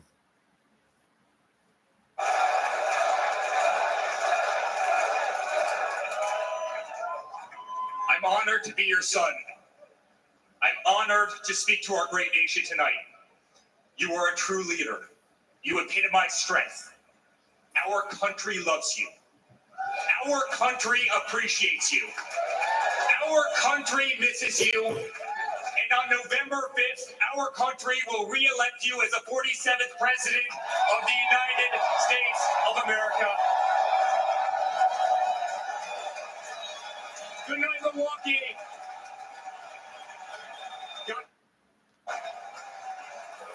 Great job, Eric. Great job, Eric. I think Hunter could be. I believe Hunter could do a speech like that. Hey, Hunter, you're going to speak on behalf of, Hunter. Let's see Hunter. That amoeba that this Biden produced. That amoeba called Hunter. Yeah. Yeah, okay. Are they going to have a VP debate? J.D. Vance against Kamala? They're going to have that debate?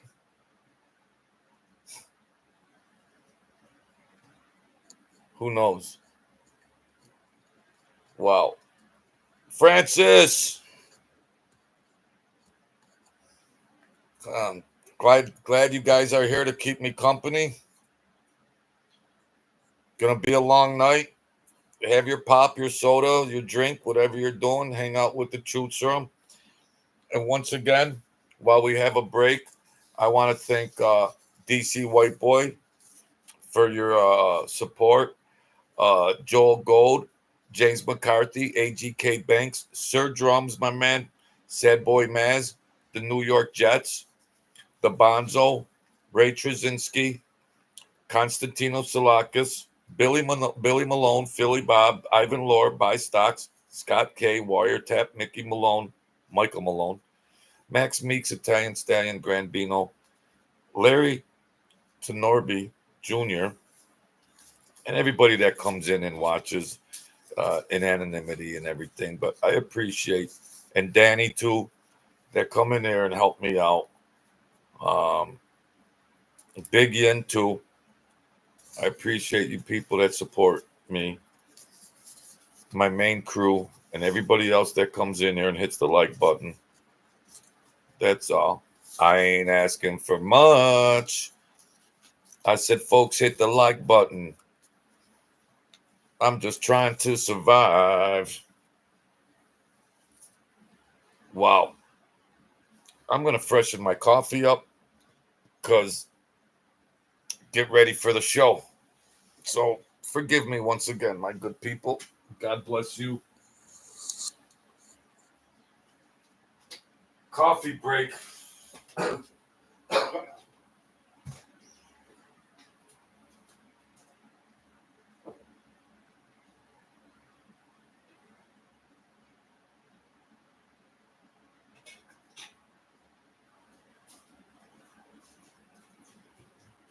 Hang in there.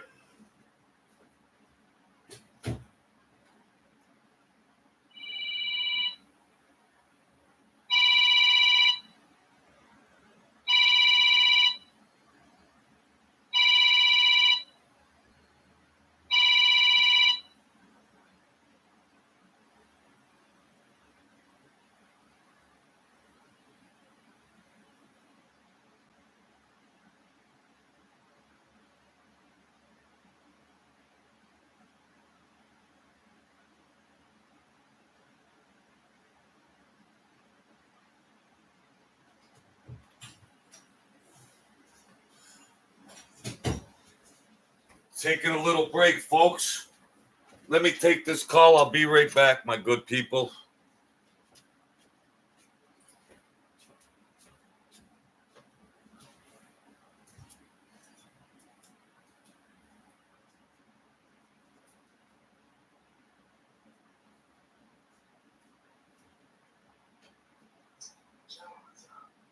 I'm on a little break right now from the show. I'm doing a marathon. Yeah, I'm the all we're looking at is the black cushion. We're looking at the black cushion right now. Time for a break. Get ready for the big show. It's intermission, folks. Take your bathroom break. your coffee break. I'll be right back. It's intermission.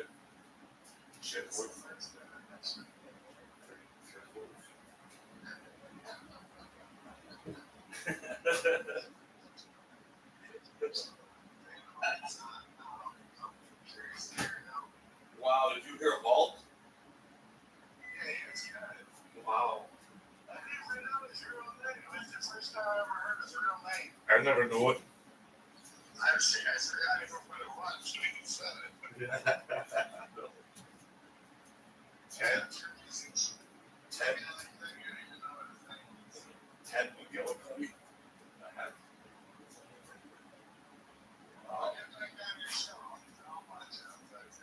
All right, thank you, Rob.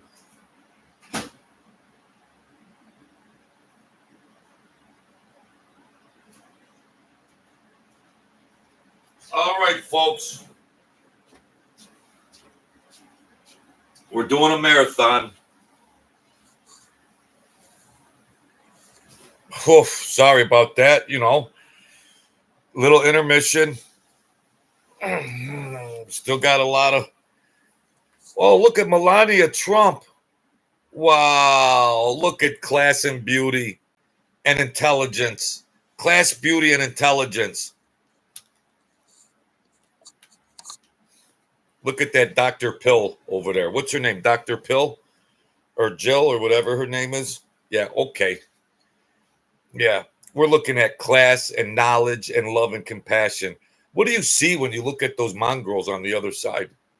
What are you looking at, folks, these Democrats? What are they looking at? Mongrels, they look like demonic gremlins or whatever. Wow. Such women with grace and style and intelligence. Class. The other ones had their hand in the cookie jar since Moby Dick was a minnow.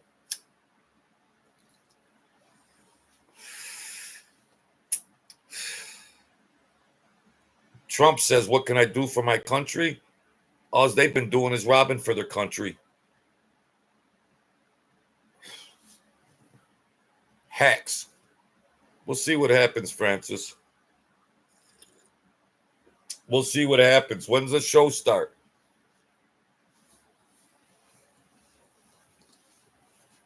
Smart, intelligent, classy people getting our country on stride. And all these evil demons have been doing is trying to tank it.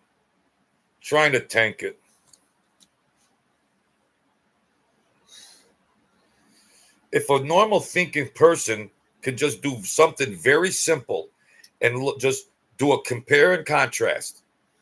You don't have to be a Harvard scholar. You don't have to have any type of high education or any type of superior thinking.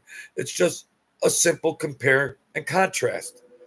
Look at these things prior to Biden, under Trump, and then look at things post-Trump. What kind of imbeciles can support a leader that's done these things post-Trump? I don't understand. I always say I got a lot of swampland for sale, but geez, I didn't know it was that bad.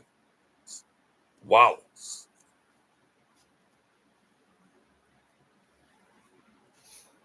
Well, we'll see. Hey, there's Oprah Winfrey. Trump was on Oprah Winfrey. Yeah. A very young Donald Trump. Oprah. Another hack.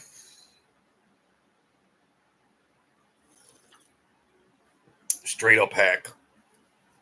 How's The View doing? Elon Musk wants to buy ABC just so he could can The View and put them in the rear view mirror.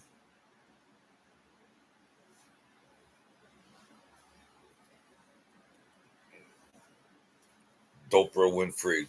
Where's The Rock? They'll probably have The Rock speaking at the I'm just guessing, folks. They'll probably have the Rock and Oprah and all of them speaking at the Democrat convention. That's if they even have one. They don't even know who's on the ticket. Them clowns. Be very interesting. Very, very interesting. Thank you, everybody that's in here. Staying up with the truth serum. God bless you and your families. We rise up. Try to live good, abundant lives. I appreciate all the support you're giving me. And going to be very interesting. Hearts back to the hearts. Thank you, the Bonzo. Thank you, Joel Gold, Elias Bard, Francis Franciotti.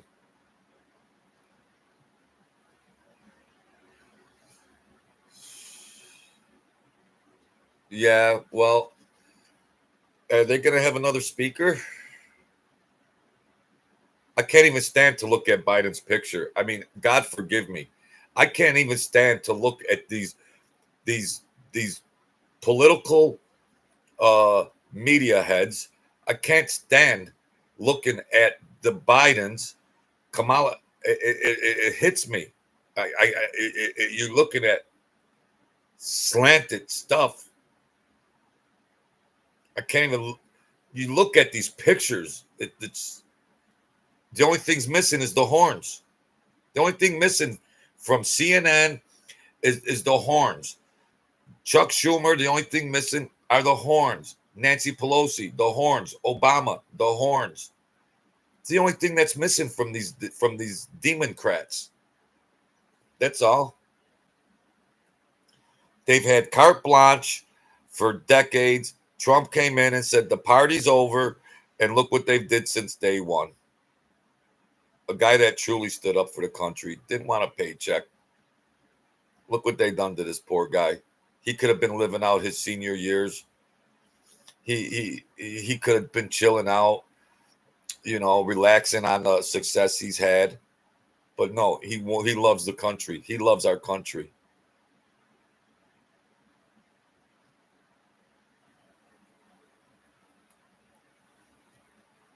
I can't even look at that Joe. I can't even look at the guy. He emits and he just emulates something slanted. Something slanted. They emit some type of vibe, some negative energy vibe when you look at the CNN reporters, when you look at Hunter Biden, Joe Biden, Kamala Harris. They emit some kind of negative energy into the air. I don't even like put my eyes on. They pollute your spirit.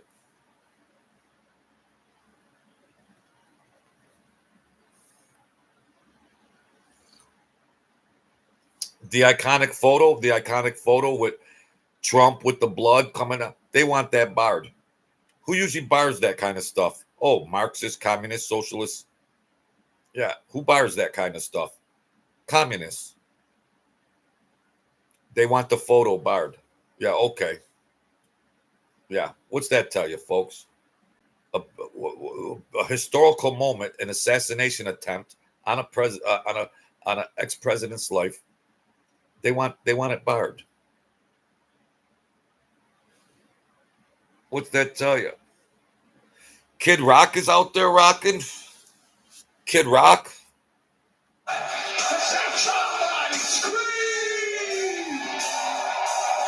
Kid Rock. Kid Rock. The devil without cause. I'm back with the beaver. Hats and bed, David slacks. 30 packs of stroll. Straight rock and roll. No propane in the propane flow. The drums are one. I'm the living proof. With the gift of gas. From the city of truth. You know I can't stand. And not critics back. And I did not start a plan. I said that. I'm going back on selling primes. I went back on 7 times. Still they ill and want to see us cry. I guess because only God knows why.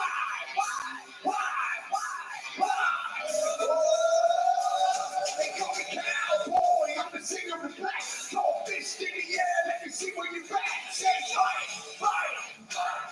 Say fight, fight, fight. Say fight, fight, fight. Say Trump. Trump. Come on, Kid Rock.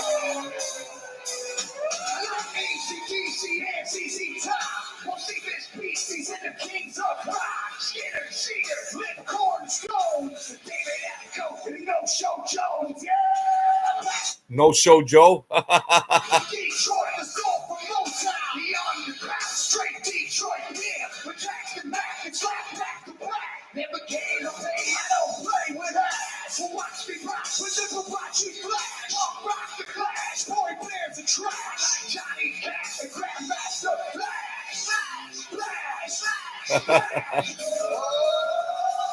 They call me Cowboy, I'm the singer of black. Throw a fist in the air, let me see where you're at. Say fight, fight, say fight, fight, say fight, fight, say draw.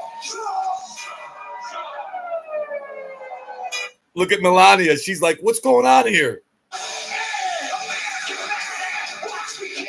You can roll and rock or you can like an ultimate. I'm like a basic place. I'm on rock and roll, like a rock this place. All to the side, live it double wide. The big time to ride. They'll shot the share, bring it back to there. And long hair swinging middle finger in the air. Skin boots, chicken vibes and there. See me ride, stand and hit a rebel, yeah. I won't live to tell. So if you do, rock for freedom and rock for truth. Who knew I'd blow like Oklahoma? Rock for freedom and rock for truth. Be a rover and check my hip. I know it stinks in here, cause Trump's the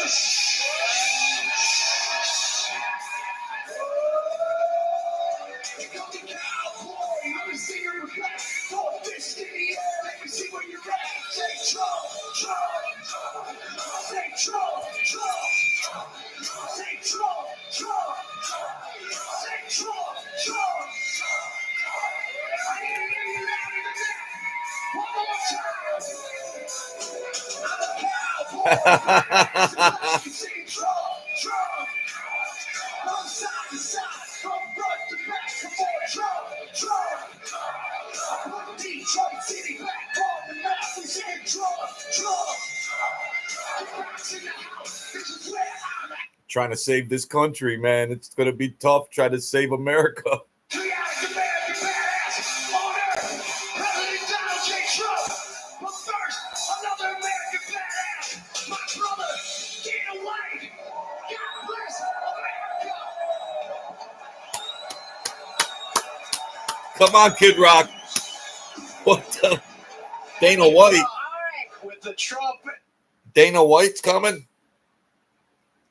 They're turning this place out. Didn't think they were going to do that tonight. We've seen this convention have the president of the Teamsters and Kid Rock rocking the house here. Yeah, if you Hulkamania, Kid Rock, president of the Teamsters Union. They're trying to save America. Ooh. It's now or never. It's it. It's now or never.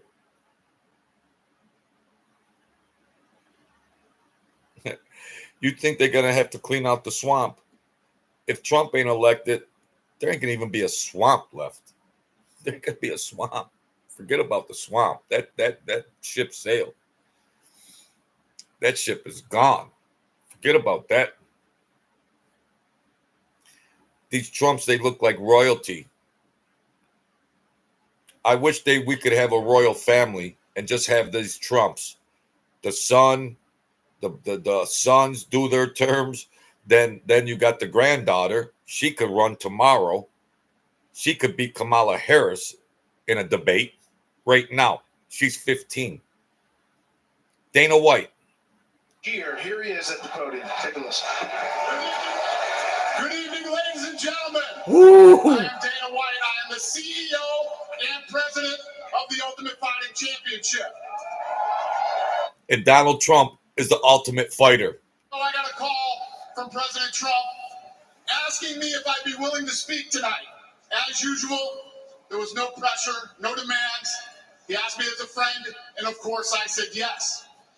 Then, after I accepted his offer, he sent me a text message, and I just want to read to you a little piece of what President Trump wrote to me. Dana, I'm so honored that you will be doing the introduction at the National Republican Convention. Think of it as the biggest fight you ever had, a fight for our country and even the world. I only wish you didn't have to interrupt your family trip, but I hope they understand they love you, and they know how important this is. Now think about this. This man's running for president of the United States. He's fighting for the future of this country, and he's concerned about interrupting my family trip.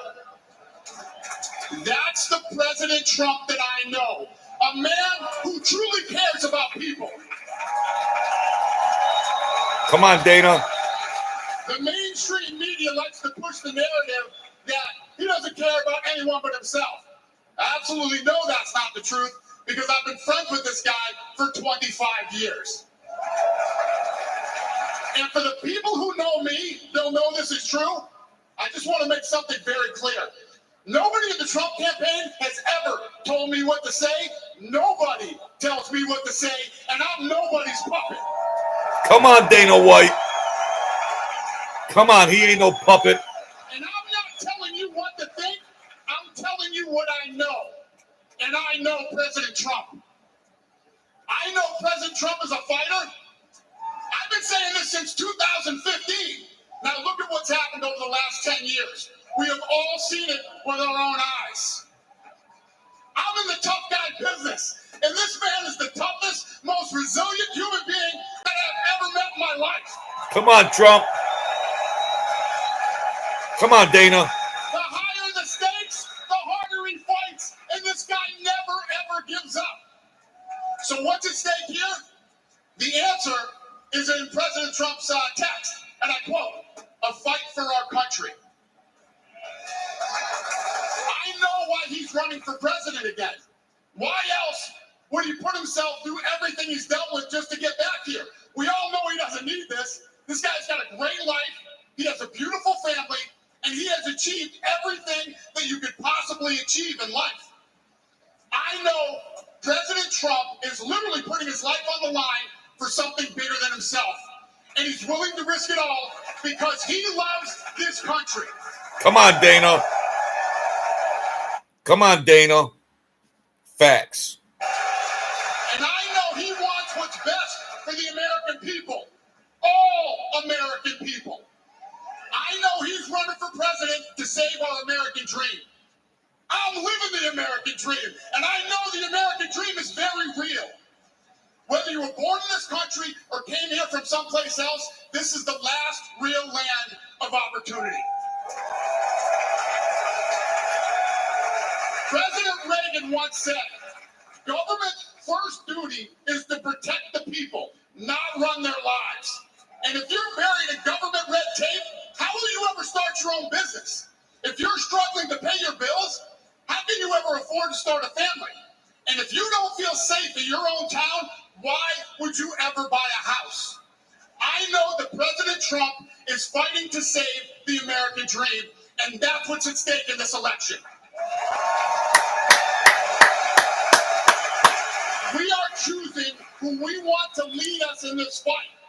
I know President Trump is a proven leader, a fearless leader, and this country was in a much better place when he was in the Oval Office. Very simple to see. In my mind, the choice is clear. But this election, we all get to choose. I know I'm going to choose strength and security. I know I'm going to choose opportunity and prosperity. I know I'm going to choose real American leadership and a real American badass. Oh, yeah.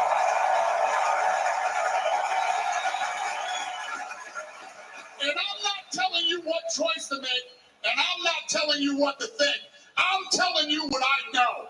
I know America needs a strong leader, and the world needs a strong America.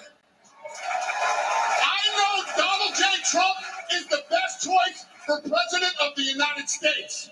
My fellow Americans, it is my honor to introduce the 45th and soon to be 47th President of the United States. Here he comes. Donald J.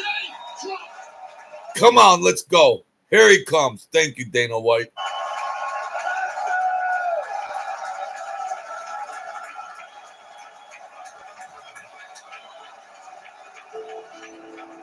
Wow.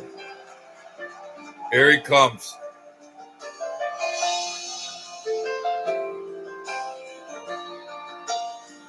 Last chance. If tomorrow all the things were gone, I'd work for all my life, and I had to start again.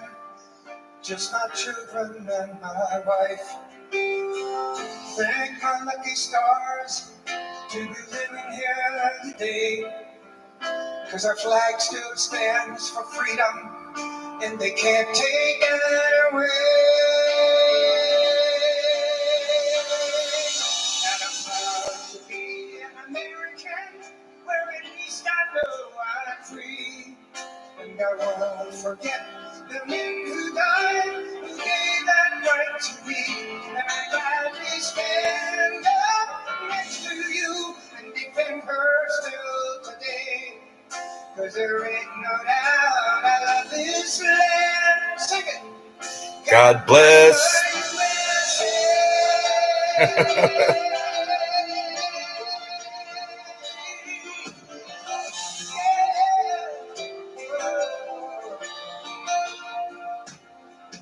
From the lakes of Minnesota to the hills of Tennessee,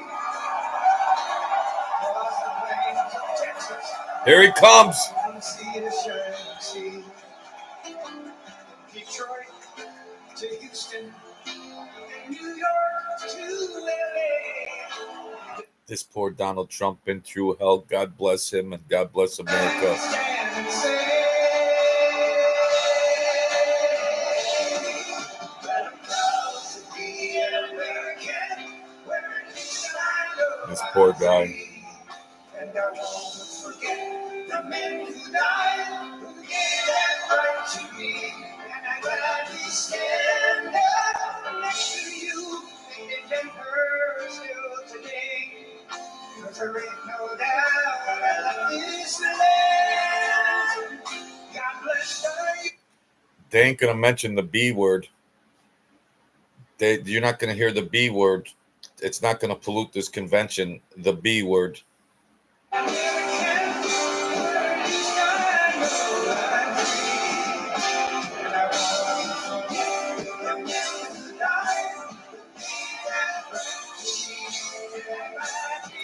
That must be the fallen firefighter. They got his fireman uniform gear on the stage.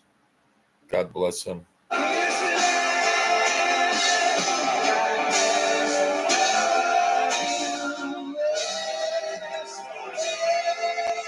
Buffalo is on that uniform.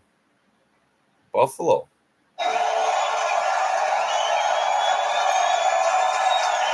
This Trump's been through hell. You know, when you're at the bus stop, it's the last bus. He's the last bus. Otherwise, it's a long way home. But guess what? You ain't going to have a home. He's the last bus. That's it. There ain't no other bus. Come on, Donald Trump.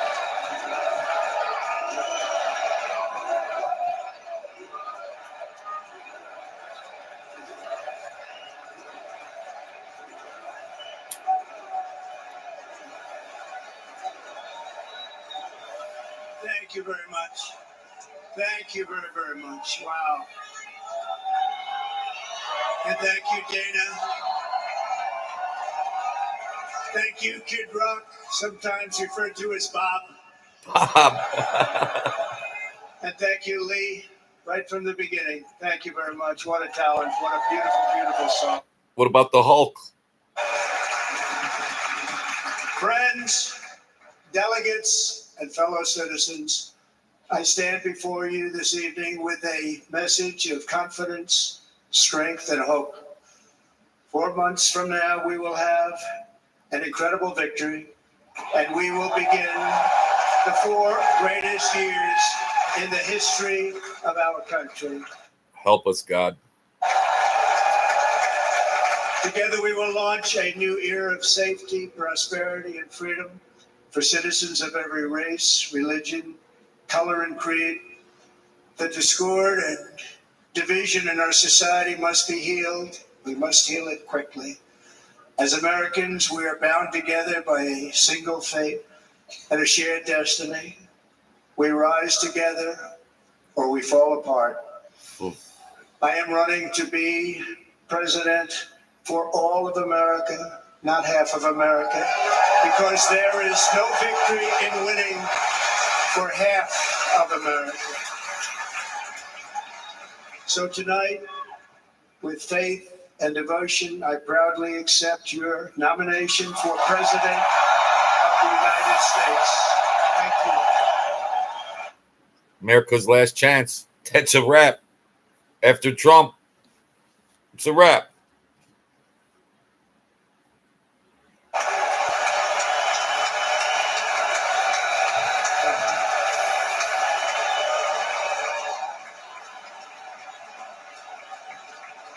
Thank you very much.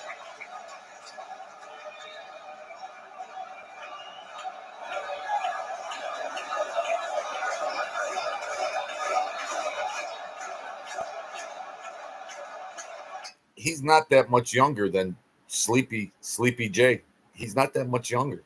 Right. Could I do it yet? Let me begin this evening by expressing my gratitude to the American people for your outpouring of love and support following the assassination attempt at my rally on Saturday.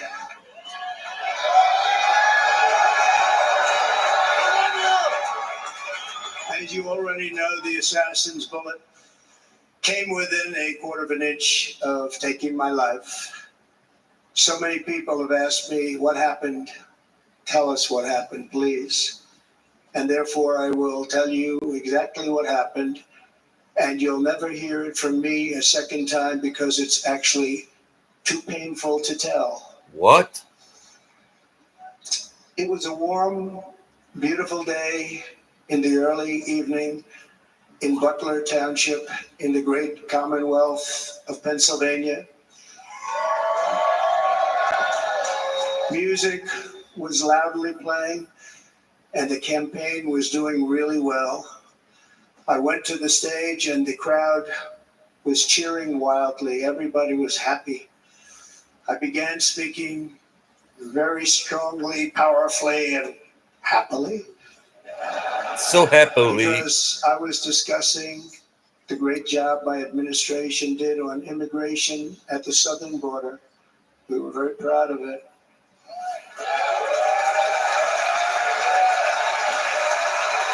Is he going to tell us really what happened? To the right was a large screen that was displaying a chart of border crossings under my leadership. The numbers were absolutely amazing. In order to see the chart, I started to, like this, turn to my right, and was ready to begin a little bit further turn, which I'm very lucky I didn't do, when I heard a loud whizzing sound and felt something hit me really, really hard on my right ear. I said to myself, wow, what was that? It can only be a bullet. And moved my right hand to my ear, brought it down. My hand was covered with blood, just absolutely blood all over the place. I immediately knew it was very serious, that we were under attack, and in one movement proceeded to drop to the ground. Bullets were continuing to fly as very brave Secret Service agents rushed to the stage, and they really did, they rushed to the stage.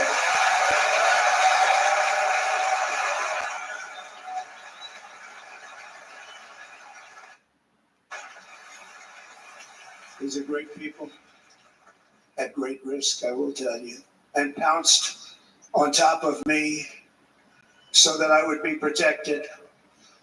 There was blood pouring everywhere, and yet, in a certain way, I felt very safe because I had God on my side. I felt that.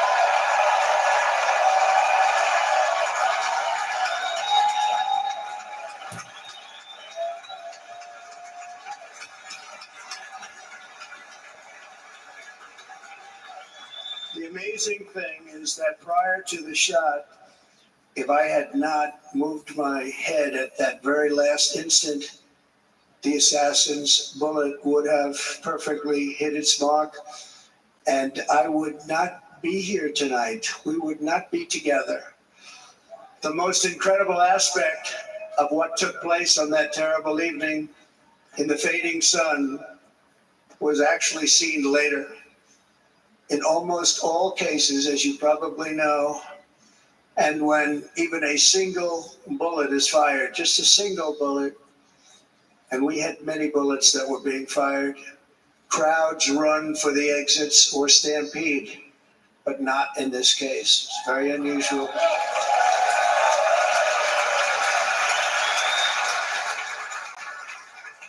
This massive crowd of tens of thousands of people stood by and didn't move an inch. In fact, many of them bravely, but automatically stood up looking for where the sniper would be. They knew immediately it was a sniper, and then began pointing at him. You can see that if you look at the group behind me. That was just a small group compared to what was in front. Nobody ran, and by not stampeding, many lives were saved. But that isn't the reason that they didn't move. The reason is that they knew I was in very serious trouble. They saw it. They saw me go down. They saw the blood and thought, actually most did, that I was dead. They knew it was a shot to the head. They saw the blood. And there's an interesting statistic. The ears are the bloodiest part. If something happens with the ears, they bleed more than any other part of the body. For whatever reason, the doctors told me that. I said, why is there so much blood? He said, it's the ears. They bleed more. So we learned something, but they just, this beautiful crowd, they didn't want to leave me. They knew I was in trouble. They didn't want to leave me. And you can see that love written all over their faces. The Democrats would have been trampling. Flying over us, yet I felt serene.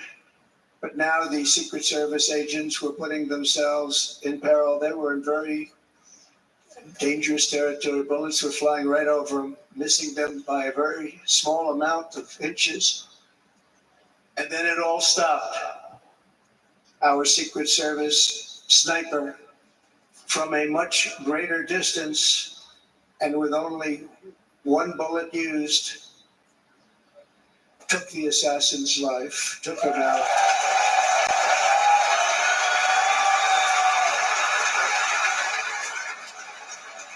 I'm not supposed to be here tonight. Not supposed to be here.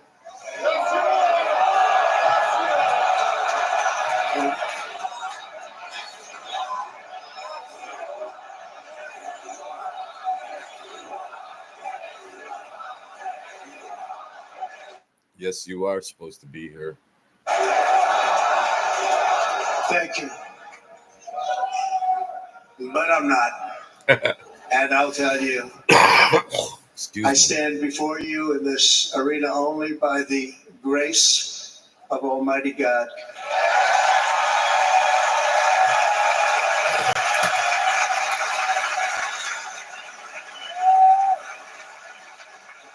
In watching the reports over the last few days, many people say it was a providential moment. Probably was. When I rose, surrounded by Secret Service, the crowd was confused because they thought I was dead, and there was great, great sorrow. I could see that on their faces as I looked out. They didn't know I was looking out. They thought it was over, but I could see it. I wanted to do something to let them know I was okay. I raised my right arm, looked at the thousands and thousands of people that were breathlessly waiting, and started shouting, "Fight, fight, fight."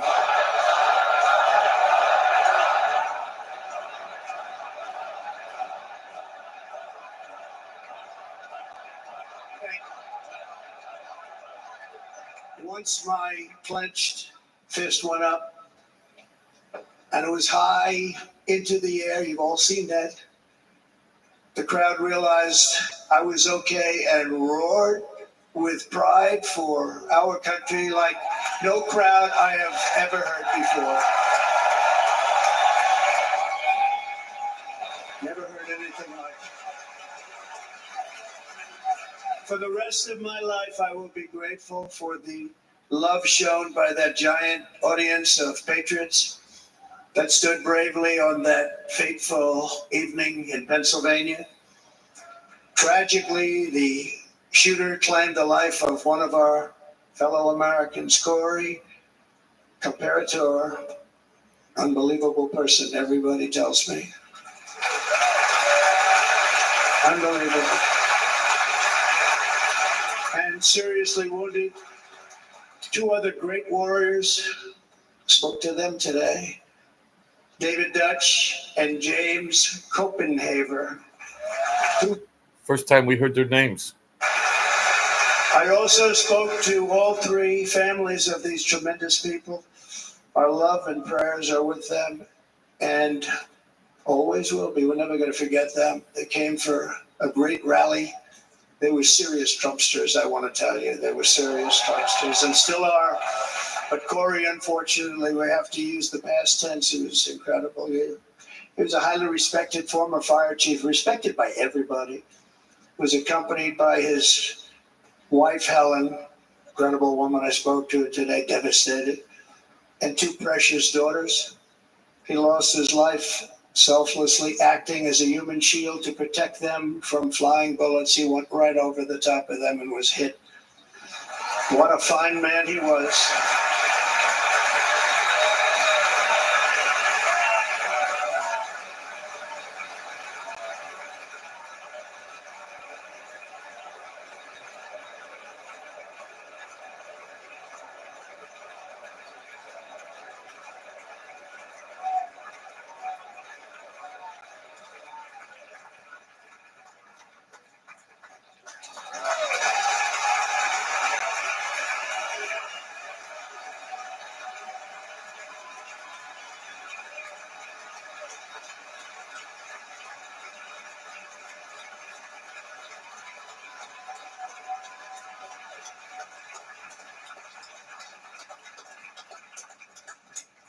I want to thank the fire department and the family for sending his helmet, his outfit, and it was just something, and they're going to do something very special when they get it. But we did something which cannot match what happened, not even close.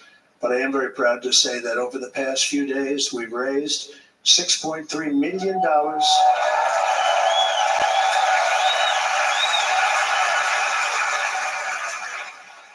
For the families of David, James, and Corey, including from a friend of mine, just called up. He sent me a check right here. I just got it.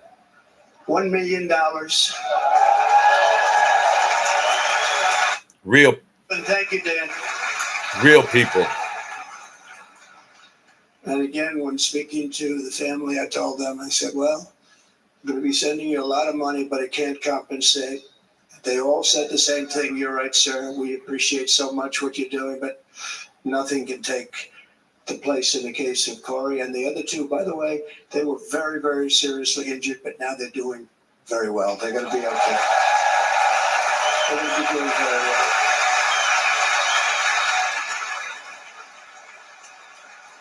They're warriors. So now I ask that we observe a moment of silence in honor of our friend Corey.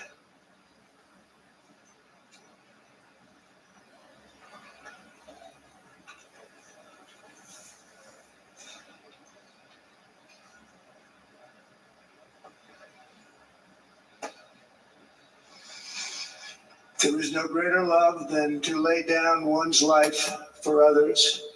This is the spirit that forged America in her darkest hours.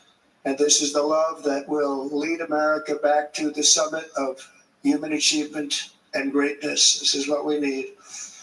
Despite such a heinous attack, we unite this evening more determined than ever. I am more determined than ever, and so are you. So is everybody else.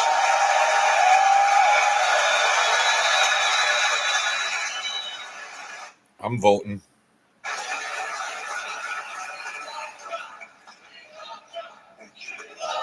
Thank you very much. I gotta go get another cups or drums. Our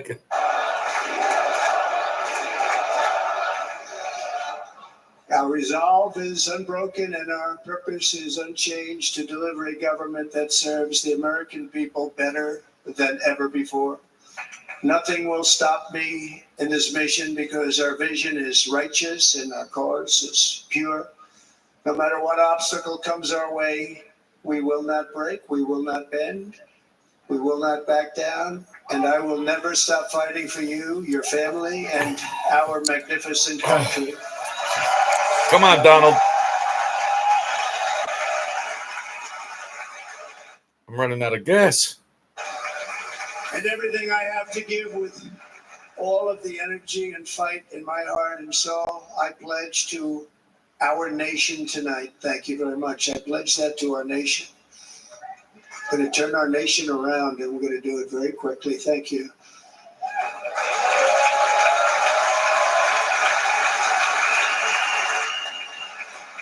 This election should be about the issues facing our country and how to make America successful, safe, free, and great again.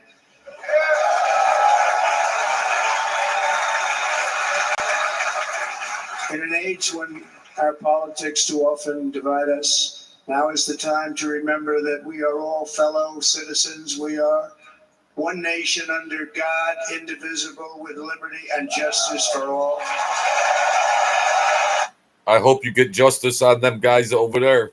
Get justice on them. And we must not criminalize dissent or demonize political disagreement, which is what's been happening in our country lately at a level that nobody has ever seen before. In that spirit, the Democrat Party should immediately stop weaponizing the justice system and labeling their political opponent. Those bums.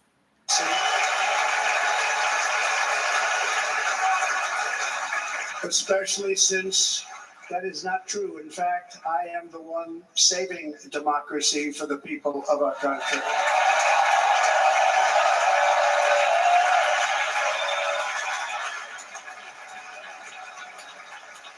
And very big news, as you probably just read, on Monday, a major ruling was handed down from a highly respected federal judge in Florida, Eileen Cannon.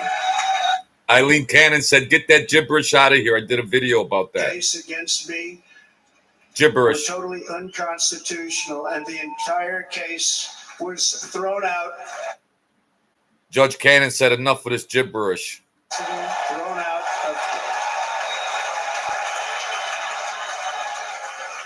If Democrats want to unify our country, they should drop these partisan witch hunts, which I have been going through for approximately 8 years. And they should do that without delay and allow an election to proceed that is worthy of our people. We're going to win it anyway, but worthy of our people. On this journey, I am deeply honored to be joined by my amazing wife, Melania.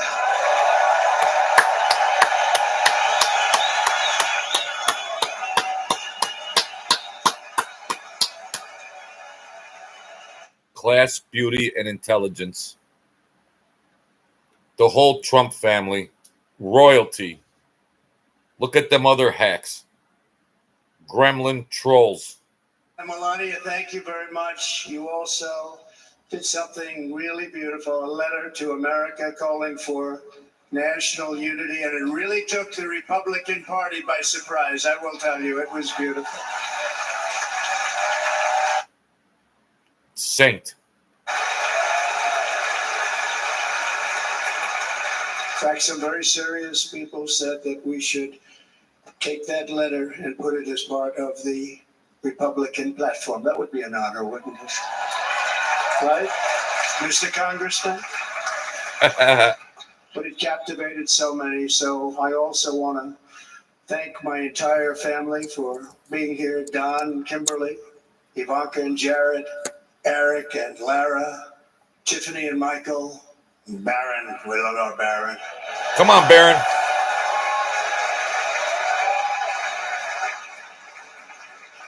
And of course, my 10 wonderful grandchildren. You saw a few of them up there on my lap before. The royal box. Show Hunter Biden's picture. Where's Dana? Where's Dana good? Was he good? You know, he was on probably the only vacation he's had in about maybe ever, because he works, but about 10 years with his wife, very far away. I won't tell you where, but very, very far away. Beautiful place. And my people called and he said, yeah, I won't be able to do it. This is many, many years. I promised my wife I can't do it. And they came in and they said, Dana won't be able to do it because he was my first, second, and third choice. I said, well, you know, that's too bad, but I understand he's away and it's good. It's good for him. And that was it. About 30 minutes later, she came back in, sir, Dana just called. He's going to do it. And his wife, she said, you can't turn him down. You just can't do it. You have to go. That's a good wife. Real people, not them counterfeit hacks over there. So he got on a plane. He got here a little while ago. Now he's going to get on the plane in a little while and he's going to go back home to his wife. But they're great. And I just want to thank her and him and their whole family because that's not easy. And Kid Rock, same thing. Called, he said. Kid Rock. He said, I want to be a part of it. I want to be a part because, you know, Kid does his great song, big, big monster song. I had no idea. He became a friend of mine over the last 10 years. And he's amazing. Everyone loves him. What about the Hulk? His rallies, 35, 40,000 people he gets every time he goes out. I think he's making so much money, he doesn't know what the hell to do with it. And then we have my other friend, and I've known him so long, and we took that song, and it was a big success, but we made that. I saw a chart of great songs to America. That was number one on the chart recently, number one. So that's Lee Greenwood, a very special, beautiful person. He's a beautiful man. But they all wanted to be here. They called it. And how about the Hulkster? How good? The Hulk. He said, how could I forget the Hulk? Boy, oh boy. How could I forget the Hulk? Oh, what about the Hulk? You know, they may call that entertainment. I know about entertainment, but when he used to lift a 350-pound man over his shoulders and then bench press him 2 rows into the audience, I said, maybe entertainment, but he is one strong son of a gun. I would tell you, I watched it many times. There aren't a lot of entertainers that can do that, right? You were fantastic. Thank you very much. Followed by Eric. What was that all about? Boy, that was good. I didn't want to really come up here. Eric can roll. His boy Eric. Young man, he went through a lot of trouble. And Don last night was incredible. They went through so much trouble. They got subpoenaed more than any people probably in the history of the United States. Every week they get another subpoena from the Democrats, crazy Nancy Pelosi, the whole thing just boom, boom, boom. Boo. That's a swear. Those are swear words. They're destroying our country. We have to work on making America great again, not on beating people. And we won. We beat them in all. We beat them on the impeachments. We beat them on indictments. We beat them. But the time that you have to spend, if they would devote that genius to helping our country, we'd have a much stronger and better country. Demons.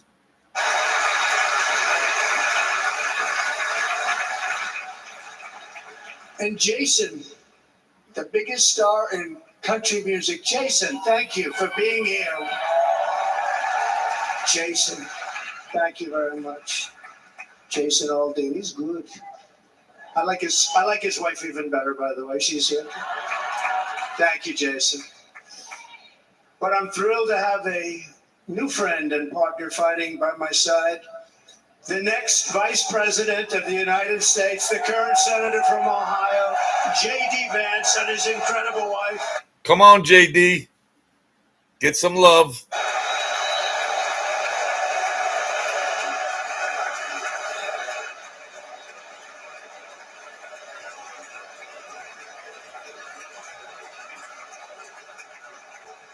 He's going to be a great Vice President. He's going to be great. He'll be with this country and with his movement, greatest movement in the history of our country, Make America Great Again. When they criticized it, they said, we're going to try and stop MAGA. I said, MAGA is making America great again. What are you going to stop? There's nothing to stop.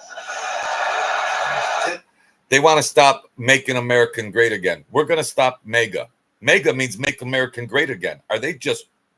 But he's going to be with us for a long time, and it was an honor to select him. Great student at Yale. His wife was a great student at Yale. They met at Yale. These are two smart people. So, JD, you're going to be doing this for a long time. Enjoy the ride.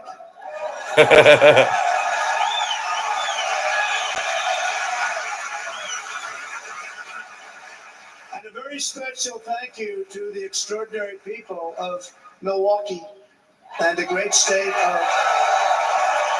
Oh, there they are. There they are. You are so easy to spot. And Green Bay's going to have a good team this year, right? They're going to have a good team. They're going to have a good team. Most of the audience doesn't like it, but it's true. You're going to have a very good team this year. And by the way, Wisconsin, we are spending over $250 million here, creating jobs and other economic development all over the place. So I hope you will remember this in November and give us your vote. I am trying to buy your vote. I'll be honest about that. He said, I got 250 million waiting. I'm trying to buy your vote. And I promise we will make Wisconsin great again. We're going to make it. Thank you, Mr. Governor. Thank you very much. Thank you. I'm here tonight to lay out a vision for the whole nation. To every citizen, whether you're a young or old man or woman, Democrat, Republican, or independent, black or white, Asian or Hispanic, I extend to you a hand of loyalty and of friendship. Together we will lead America to new heights of greatness like the world has never seen before. We were right there in the first term. We got hit with COVID. We did a great job. Nobody knew what it was, but nobody's ever seen an economy pre-COVID. And then we handed over a stock market that was substantially higher than just prior to COVID. Coming in, did a great job. Never got credit for that. We got credit for the war and defeating ISIS and so many things. The great economy, the biggest tax cuts ever, the biggest regulation cuts ever. The creation of Space Force, the rebuilding of our military. We did so much. We did so much. Right to try. Right to try is a big deal. We got right to try. They were trying to get that for... Then right into the shitter. He's terminally ill. And hopefully there's nobody in this audience, but it does happen a lot. They're terminally ill and they can't use our new space age drugs and other things that we are way ahead. We're the greatest doctors in the world, the greatest laboratories in the world, and you can't do it. They've been trying to get that approved for 52 years. It wasn't that easy. The insurance companies didn't want to do it. They didn't want the risk. The labs didn't want to do it because if it didn't work, people are pretty far down the line toward death. They didn't want to do it. The doctors didn't want to have it on their records, so I got everybody into an office. 52 years they tried. Sounds simple, but it's not. And I got them to agree that somebody that needs it will, instead of going to Asia or Europe or someplace, or if you have no money, going home and dying, just die. We got them to sign an agreement, agree to it, where they're not going to sue anybody. They're going to get all of this stuff. They're going to get it really fast. And what's happened is we're saving thousands and thousands of lives. It's incredible. Right to try. It's a great feeling. Under our leadership, the United States will be respected again. No nation will question our power. No enemy will doubt our might. Our borders will be totally secure. Our economy will soar. We will return law and order to our streets, patriotism to our schools, and importantly, we will restore peace, stability, and harmony all throughout the world. But to achieve this future, we must first rescue our nation from failed and even incompetent leadership. We have totally incompetent leadership. This will be the most important election in the history of our country. Under the current administration, we are indeed a nation in decline. We have an inflation crisis that is making life unaffordable, ravaging the incomes of working and low-income families, and crushing, just simply crushing our people like never before. They've never seen anything like it. We also have an illegal immigration crisis that is taking place right now as we sit here in this beautiful arena. It's a massive invasion at our southern border that has spread misery, crime, poverty, disease, and destruction to communities all across our land. Nobody's ever seen anything like it. Then there's an international crisis, the likes of which the world has seldom been part of. Nobody can believe what's happening. War is now raging in Europe and the Middle East. A growing specter of conflict hangs over Taiwan, Korea, the Philippines, and all of Asia. And our planet is teetering on the edge of World War III. And this will be a war like no other war because of weaponry. The weapons are no longer army tanks going back and forth shooting at each other. These weapons are obliteration. It's time for a change. This administration can't come close to solving the problems. We're dealing with very tough, very fierce people. They're fierce people. And we don't have fierce people. We have people that are a lot less than fierce, except when it comes to cheating on elections and a couple of other things. Then they're fierce. Then they're fierce. So tonight, I make this pledge to the great people of America. I will end the devastating inflation crisis immediately, bring down interest rates, and lower the cost of energy. We will drill, baby, drill. Common sense.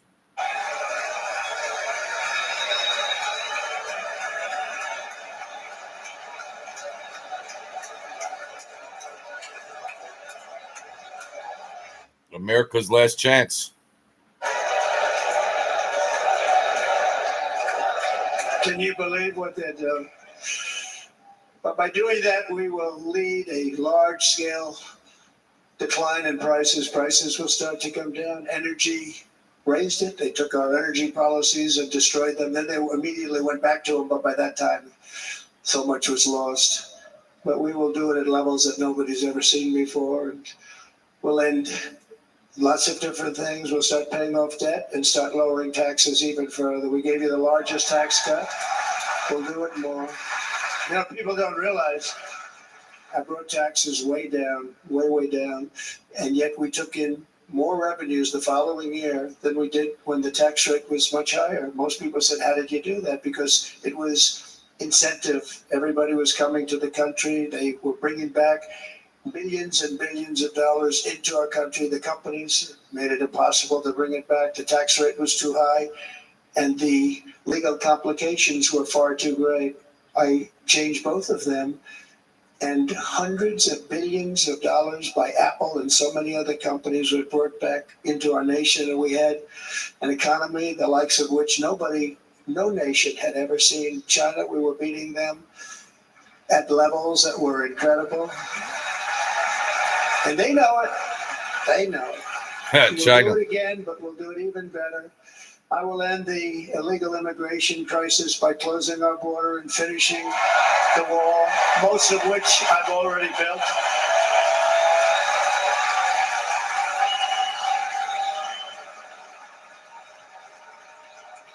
On the wall, we were dealing with a very difficult Congress.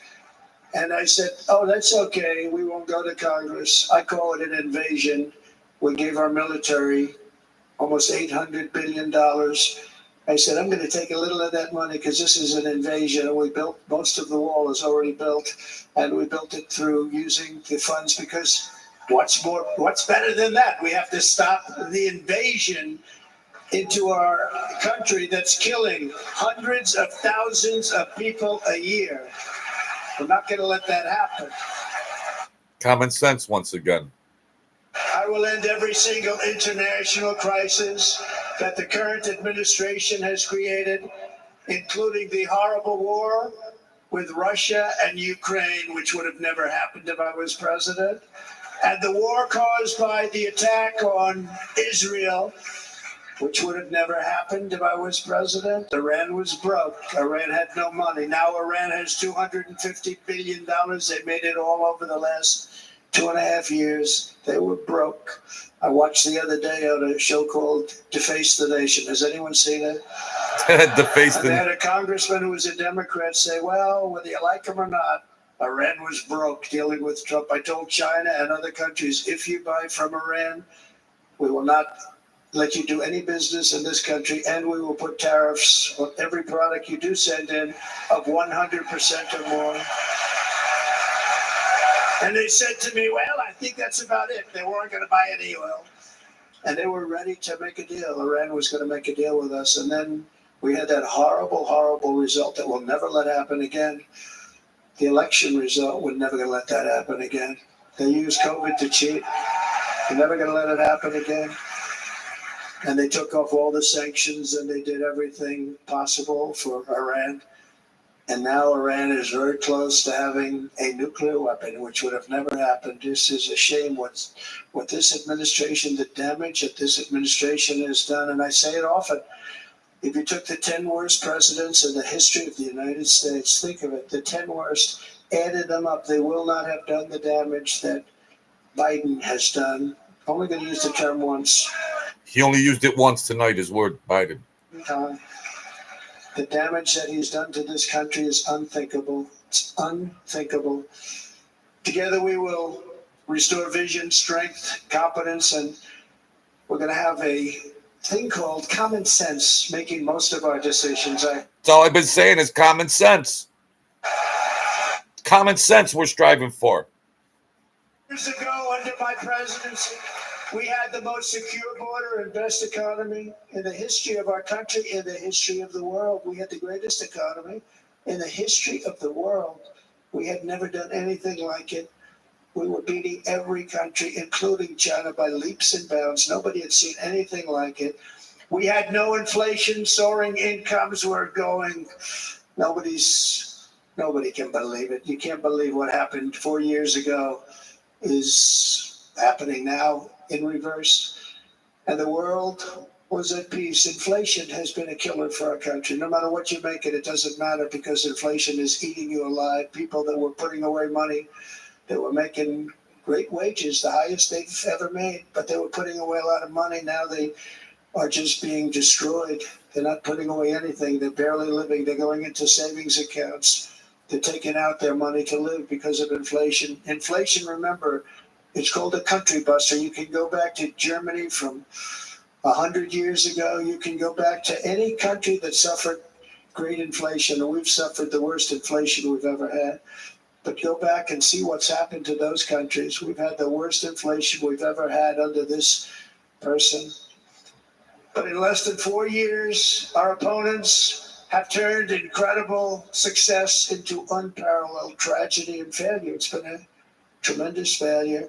Today, our cities are flooded with illegal aliens. Americans are being squeezed out of the labor force and their jobs are taken.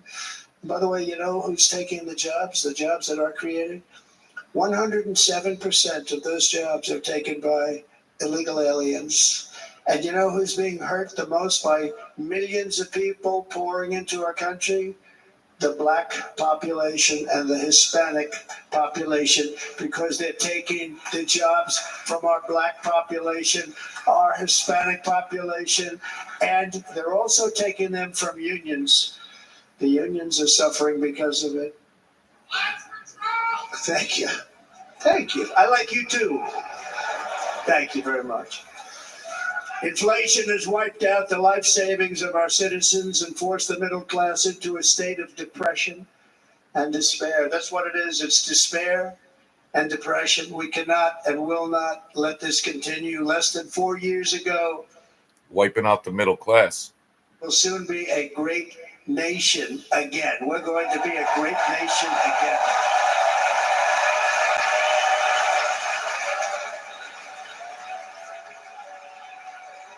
Thank you. With proper leadership, every disaster we are now enduring will be fixed, and it will be fixed very, very quickly.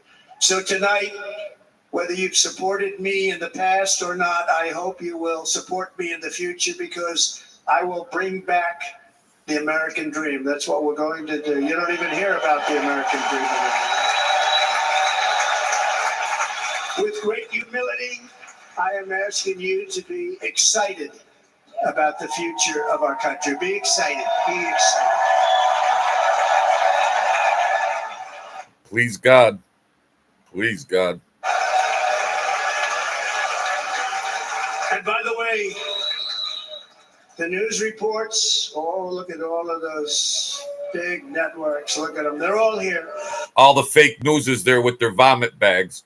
All that fake news with their vomit bags.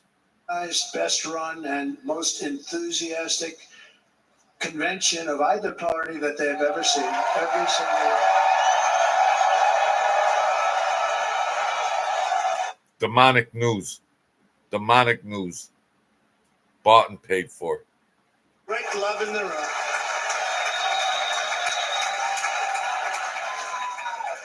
I hope they got their vomit bags. Very strong. Otherwise, we'll blow it. And we can't let that happen. Now, this was great. All of the great people that spoke, and everybody hit a home run. I mean, there's not one that I can think of where I said, oh, gee, that wasn't great. Every single person. I refuse to be the only one. Don't do that to me. They're already getting ready. See, I gave them an idea. Yeah, the fake news. It was a great convention. This was, I think we're actually going to go home and miss it. You know, usually with a first of all, look at these crowds. You'd never have this at a convention. Look at these crowds. Yeah. It's a lot better than a basement. Love. It's about love. This week, the entire Republican Party has formally adopted an agenda for America's renewal, and you saw that agenda. And it's very short compared to the long, boring, meaningless agendas of the past, including the Democrats. They write these things that are hundreds of pages long, and they never read them after they're done. Yeah. In their case, fortunately, they don't read them because they're pretty bad. Yeah. It's a series of bold promises that we will swiftly implement when you give us a Republican House. And we need to win the House and Senate. We have our great Speaker of the House with us tonight, Mr. Speaker. Thank you very much. Thank you. A Republican Senate, we have many senators here. And send me back to our beautiful White House just a few short months from now. We're talking about just months. It can't come fast enough. We have to get it done. First, we must get economic relief to our citizens. Starting on day one, we will drive down prices and make America affordable again. We have to make it affordable. It's not affordable. People can't live like this. Under this administration, our current administration, groceries are up 57%, gasoline is up 60 and 70%, mortgage rates have quadrupled. And the fact is, it doesn't matter what they are because you can't get the money anyway. Can't buy houses. Young people can't get any financing to buy a house. The total household costs have increased an average of $28,000 per family under this administration. Republicans have a plan to bring down prices and bring them down very, very rapidly. By slashing energy costs, we will in turn reduce the cost of transportation, manufacturing, and all household goods. So much starts with energy. And remember, we have more liquid gold under our feet than any other country by far. We are a nation that has the opportunity to make an absolute fortune with its energy. We have it, and China does it. Under the Trump administration, just 3.5 years ago, we were energy independent, but soon we will actually be better than that. We will be energy dominant and supply not only ourselves, but we will supply the rest of the world with numbers that nobody has ever seen, and we will reduce our debt. $36 trillion. We will start reducing that, and we will also reduce your taxes still further. Next, and by the way, they want to raise your taxes 4 times. Think of it. And all my life, I grew up watching politicians. I always loved politics. I guess I was on the other side. I'd watched and they were always talking about, we will give you a tax cut. We will give you a tax cut. My whole life, I was watching, I will give you a tax cut, right, Mr. Congressman? That's all they talked about. This is the only administration that said, we're going to raise your taxes by 4 times what you're paying now, and people are supposed to vote for them? I've never heard it. You're paying too much.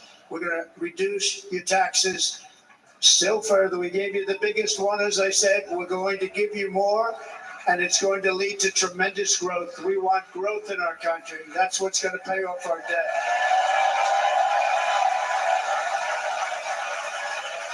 And next, we will end the ridiculous and actually incredible waste of taxpayer dollars that is fueling the inflation crisis. They spent trillions of dollars on things having to do with the Green New Scam. It's a scam.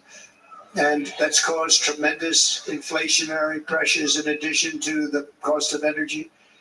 And all of the trillions of dollars that are sitting there not yet spent, we will redirect that money for important projects like roads, bridges, dams, and we will not allow it to be spent on meaningless green new scam ideas. Enough's enough. I mean, they've totaled everything out. Anything possible, they've totaled. On day one,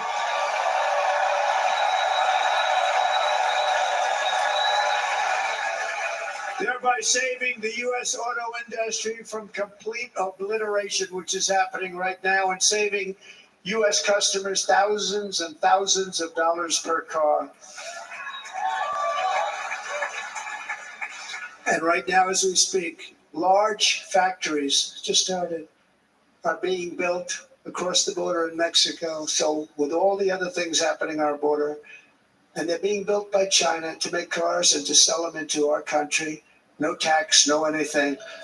The United Auto Workers ought to be ashamed for allowing this to happen. And the leader of the United Auto Workers should be fired immediately. And every single auto worker, union and non-union, should be voting for Donald Trump, because we're going to bring back car manufacturing, and we're going to bring it back fast.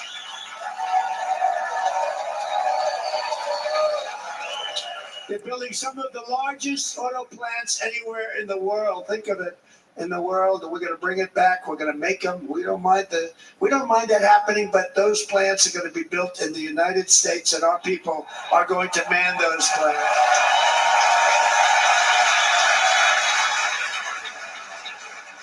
And if they don't agree with us, we'll put a tariff of approximately 100 to 200% on each car, and they will be unsellable in the United States. Tax them, yep. We have long been taken advantage of by other countries. Party's over for them. And think of it, oftentimes these other countries are considered so-called allies. They've taken advantage of us for years. We lose jobs, we lose revenue, and they gain everything and wipe out our businesses, wipe out our people. I stopped it for 4 years. I stopped it, and we're really ready to make changes like nobody had seen before. And remember, USMCA, I got rid of NAFTA, the worst trade deal ever made, and replaced it with USMCA, which is, they say, the best trade deal ever made.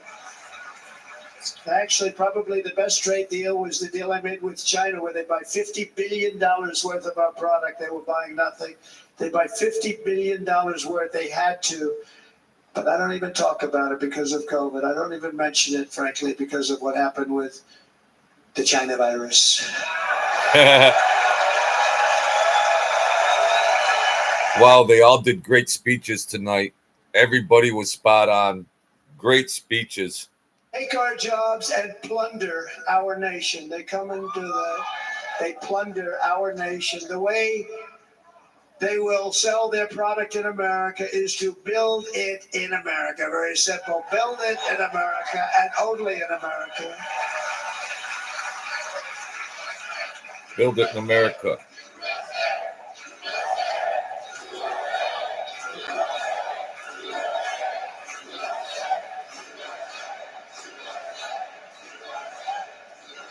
And this very simple formula, and Congress has to go along with us, and they will. This very simple formula will create massive numbers of jobs. We will take over the auto industry again, and many, hundreds of thousands of jobs. We lost so many jobs over the years.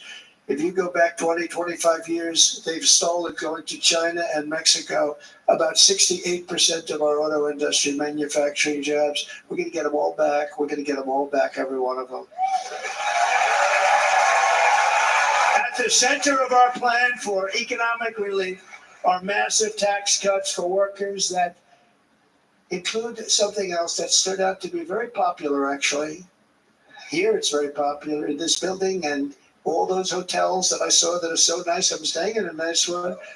It's called no tax on tips. No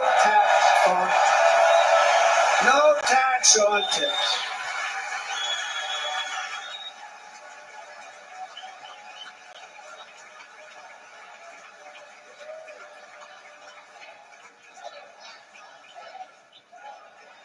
I got that by having dinner recently in Nevada, where we're leading by about 14 points. Nevada? Hello. I'll see you there very soon, everybody. And we're having dinner at a beautiful restaurant in the Trump building on the Strip, and it's a great building. And the waitress comes over. How's everything going? Really nice person. How's everything? Oh, sir, it's so tough. The government's after me all the time on tips. I said, well, they give you cash. Would they be able to find it? She said, actually, I didn't know this. She said, very little cash is given. It's all put right on the check. And they come in and they take so much of our money. It's just ridiculous. And they don't believe anything we say. And they've just hired, as you know, 88,000 agents to go after them even more. And I said, this shows the level of my, most people go out, they hire consultants, they pay them millions of dollars. But I said to her, let me just ask you a question. Would you be happy if you had no tax on tips? She said, what a great idea. I got my information from a very smart waitress. That's better than spending millions of dollars. And everybody loves it. Waitresses and caddies and drivers. And everybody's a large group of people that are being really hurt badly. They make money, let them keep their money. I'm going to protect Social Security and Medicare. Democrats are going to destroy Social Security and Medicare because all of these people, by the millions they're coming in, they're going to be on Social Security and Medicare and other things, and you're not able to afford it. They are destroying your Social Security and your Medicare. Under my plan, incomes will skyrocket, inflation will vanish completely, jobs will come roaring back, and the middle class will prosper like never, ever before, and we're going to do it very rapidly. Did it before. But no hope or dream we have for America can succeed unless we stop the illegal immigrant invasion, the worst that's ever been seen anywhere in the world. There's never been an invasion like this anywhere. Third world countries would fight with sticks and stones not to let this happen. The invasion at our southern border, we will stop it, and we will stop it quickly. You heard Tom Homan yesterday. Tom Homan, put him in charge and just sit back and watch. Brandon Judd, the Border Patrol, he's incredible. These guys, they really, their job is a lot easier if they don't have to do anything, but they want to. They're patriots. Brandon Judd, Border Patrol, ICE. ICE goes out. You have to see what ICE does with MS-13, you have these are probably the worst gang, and ICE goes in there. And I know a lot of people on these rows here, and they're very tough people, but they don't want to do this job. They'll go into a pack of MS-13 killers. They're the worst, probably the worst gangs in the world.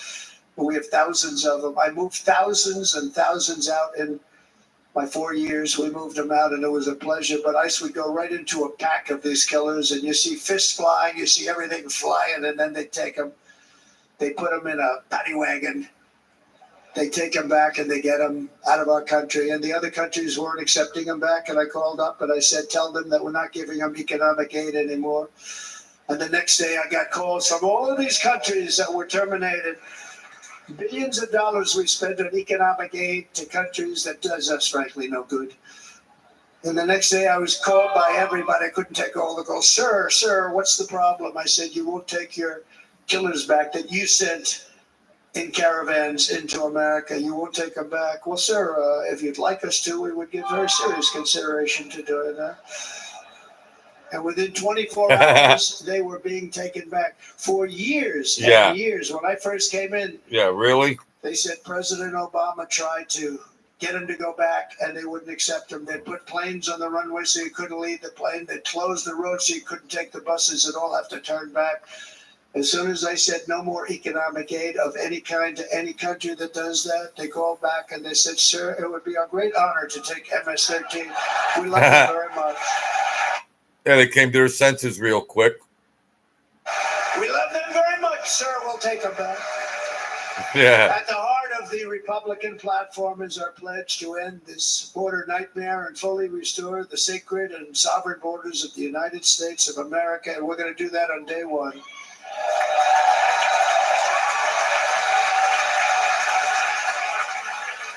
That means two things in day one, right? Drill, baby, drill, and close our borders.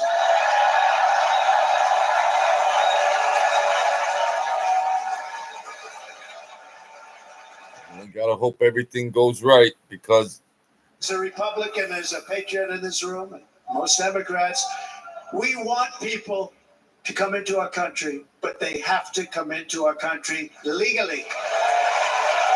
Legally. What a novel concept. Come into the country legally. Oh, yeah. Easy stuff. The strongest border in American history. But you can see on the chart that saved my life. That was the chart that saved my life. I said, look it, I'm so proud of it. I think it's one of the greatest. It was done by the Border Patrol. One of the greatest charts I've ever seen. It showed everything just like that. You know the chart. Oh, there it is. That's pretty good. Wow. Last time I put up that chart, I never really got to look at it. But without that chart, I would not be here today.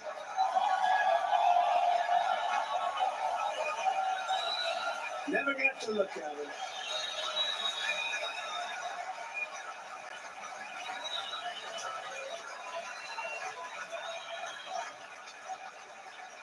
Wow. I said, you got to see this chart. I was so proud of it. And by the time I got to there, I never got to see it that day. But I'm seeing it now, and I was very proud. And if you look at the arrow on the bottom, that's the lowest level. The one on the bottom, heavy red arrow. That's the lowest level of illegal immigrants ever to come into our country in recorded history, right there. Right there. And that was my last week in office. And then you see what happened after I left. Look at the rest. And if you go out a little bit further, it's getting to be a little bit old, but I love it anyway, right? But you can go much higher with those numbers. Look what happened right after that. The invasion began. We had the opposite. We stopped the invasion. But the invasion that we stopped was peanuts by comparison to what happened after I left. Look at what happened after I left. They took over our country. We ended all catch and release.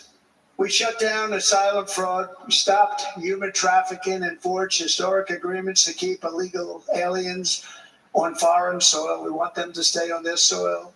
Under the Trump administration, if you came in illegally, you were apprehended immediately and you were deported. You went right back. The current administration terminated every single one of those great Trump policies that I put in place to seal the border. I wanted a seal border. Again, come in, but come in legally. You know how unfair it is? So many people, hundreds of thousands of people, have been working for years to come into our country. And now they see these people pour into our country at levels that are unprecedented, so unfair. And we're not going to do it. We're not going to stand for it. They suspended wall construction, ended remain in Mexico. We had a policy, remain in Mexico. You think that was easy to get from the Mexican government? But I said, you must give it to us. If you don't give it to us, there will be repercussions. And they gave it to us, but not easy. Canceled our Safe Third agreements, demolished Title 42, implemented nationwide catch and release. That's catch and release, where we catch them and release them into our country. We catch them and release them into Mexico. There's a slight difference.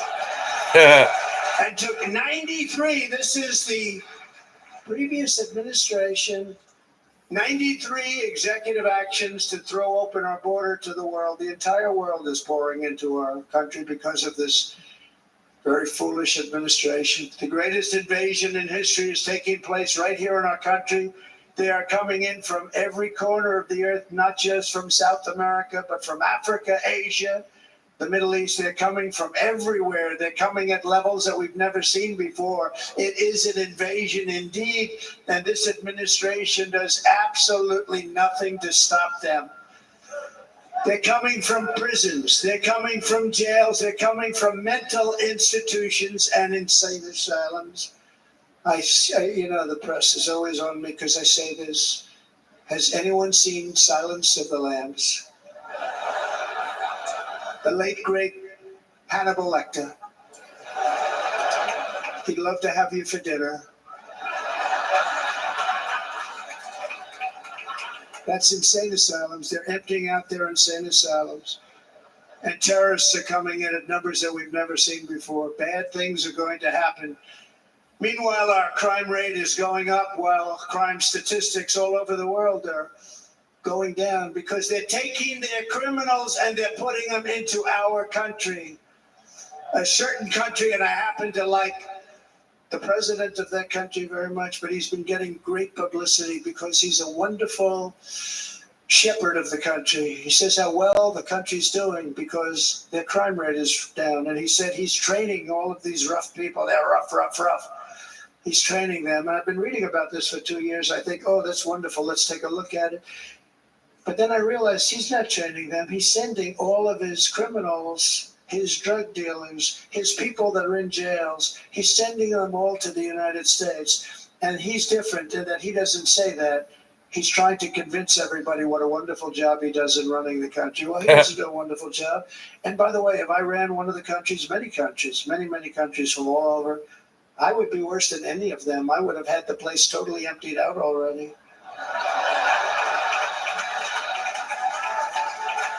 But we become a dumping ground for the rest of the world, which is laughing at us. They think we're stupid.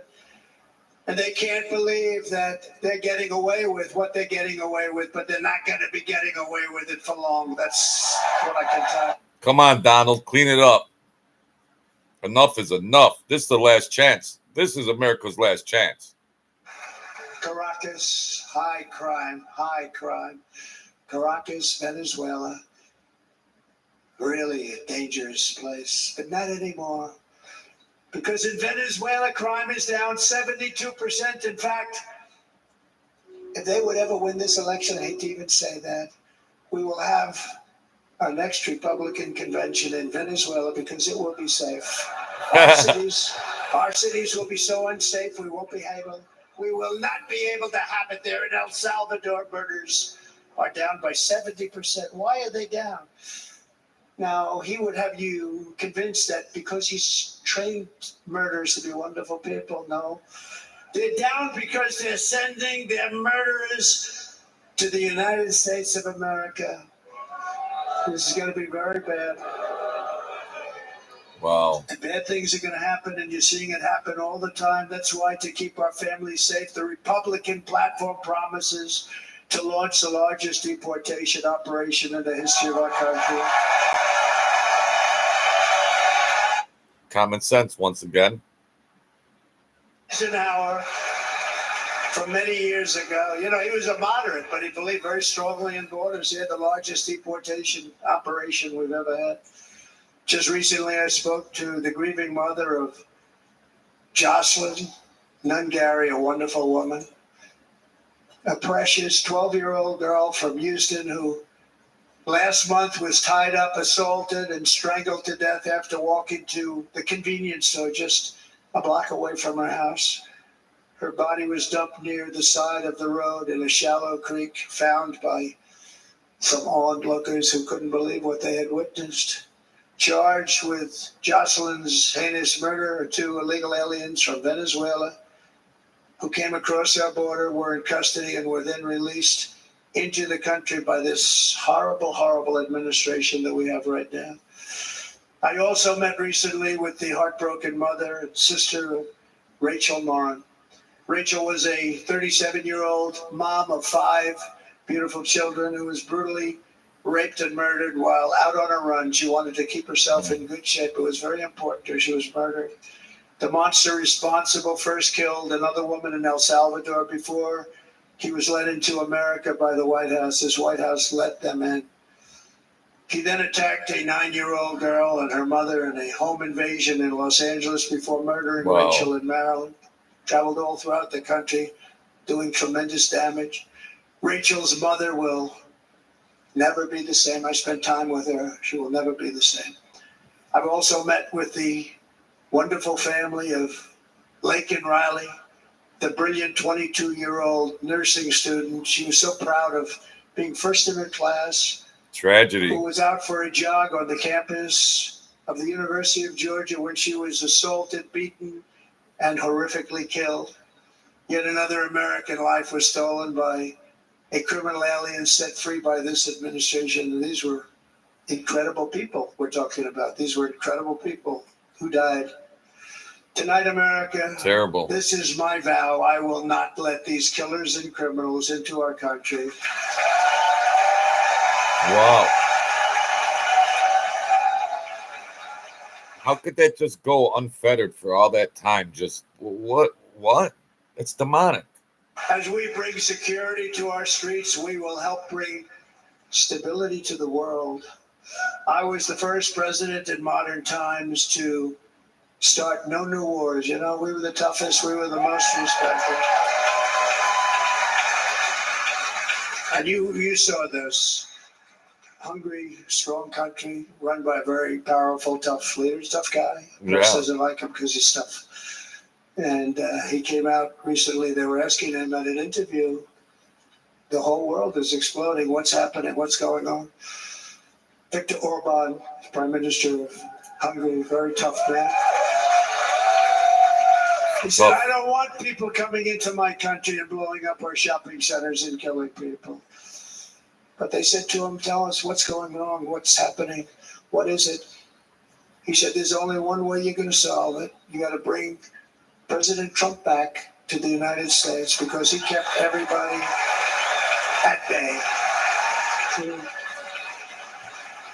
He used a word I wouldn't use because I can't use that word. Because he'd say it was braggadocious, the press would say. He was a braggart. I'm not a braggart. But Viktor Orban said it. He said Russia was afraid of him. China was afraid of him. Everybody was afraid of him. Nothing was going to happen. The whole world was at peace. And now the world is blowing up around us. Wow. All of these things that you read about were not going to happen. Under President Bush, Russia invaded Georgia. Under President Obama, Russia took Crimea. Under the current administration, Russia is after all of Ukraine. Under President Trump, Russia took nothing. Come on, Donald. Yeah. Very simple stuff. Very simple stuff. Very easy stuff to figure out.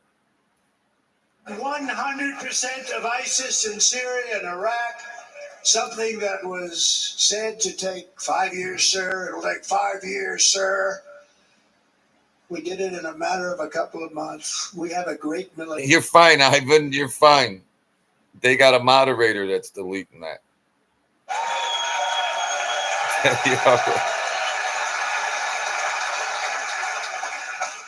I got along very well. North Korea, Kim Jong-un, I got along very well with him. The press hated when I said that. How could you get along with him? Well, you know, it's nice to get along with somebody who has a lot of nuclear weapons or otherwise, isn't it? Yeah. See, in the old days, you'd say, that's a wonderful thing. Now they say, how could you possibly do that? But now I got along with them, and we stopped the missile launches from North Korea. Now North Korea's acting up again, but when we get back, I get along with them. He'd like to see me back, too. I think he misses me, if you want to know the truth. He got along with all the dictators. Ain't that a good thing? Or we're in a planet of war. Look at that attack on Israel. Look at what's happening with Ukraine. The cities are just bombed out. How can people live like that where buildings, massive buildings, are falling to the ground? It began to unravel with the disastrous withdrawal from Afghanistan, the worst humiliation in the history of our country. We have never had a humiliation like that. 13 heroic U.S. service members were tragically and needlessly killed. 45 others were horrifically wounded. Nobody ever talks about that. No arms, no legs, face explosions, horrifically wounded. And by the way, we have a man in this room who's running for the U.S. Senate from a great state, Nevada, named Sam Brown, who paid the ultimate price. Thank you, Sam. Thank you, Sam. Thank you. He paid the biggest price probably ever paid by anybody that is running for office, and I think he's going to do great. He's running against a person that is not good, not respected, a total lightweight. But Sam, I think, paid, really, we were talking about it with some of the senators that are working so hard for Sam, but he paid the biggest price of any senator ever to run for the Senate. I don't think anybody's ever what he did. He was a real hero, a really great person. Then he's running, and I hope that everybody gets out and votes for Sam Brown.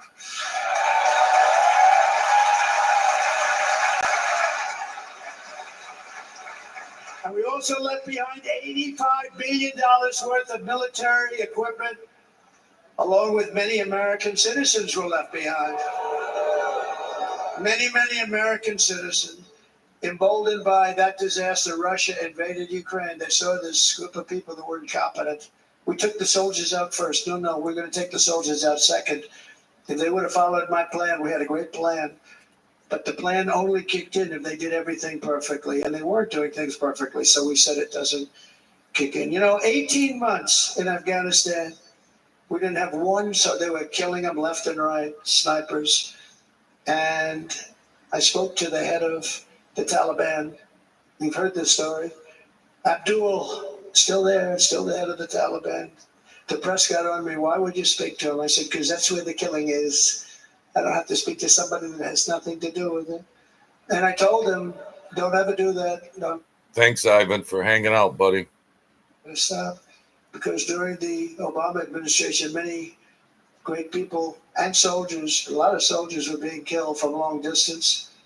I said, if you keep doing that, you're going to be hit harder than anybody's ever been hit by a country before.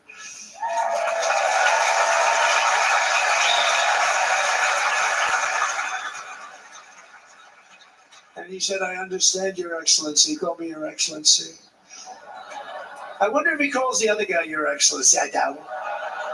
The other guy gave him everything. I mean, what kind of a deal was that? He walked out, gave him everything. Do you know that right now Afghanistan is one of the largest sellers of weapons in the world? They're selling the brand new, beautiful weapons that we gave them. But think of it. He actually said to me, but why do you show me a picture of my home? I said, you'll have to ask your people or one of your wives. but he could figure it out. And for 18 months, we had not one attack on an American soldier by the Taliban. 18 months. These are facts. Thank you, everybody in here. Thank you, Ivan, for hanging out. This is historical. That's true. This is history right here. It's the future of our country. It's the last stop, the last bus stop, folks. But we had that horrible attack, and they also gave up Bagram, one of the biggest bases anywhere in the world, air bases anywhere in the world, the longest runways, most powerful, hardened, thickened runways. We gave it up, and I liked it not because of Afghanistan. I liked it because of China. It's 1 hour away from where China makes their nuclear weapons. And you know who has it now? China has it now. We were keeping that. Biden said, no, go ahead. You could have it. Circling Taiwan, and Russian warships and nuclear submarines are operating 60 miles off the coast in Cuba. Do you know that? No, the press refuses to write about it. If that were me running this country and we had nuclear submarines in Cuba, I will tell you that the headlines every day would be, what's wrong with our president? You don't even hear this. You're not hearing about this. Russia has nuclear submarines and warships 60 miles away, Mr. Congressman, from Miami, by the way, happens to be here, correct? In Cuba. And that would not be stood for if it were somebody else. They don't want to mention. They got nuclear submarines that close to our country? I tell you this, we want our hostages back, and they better be back before I assume office, or you will be paying a very big price. You better bring them hostages back before he gets in office, or it's a wrap.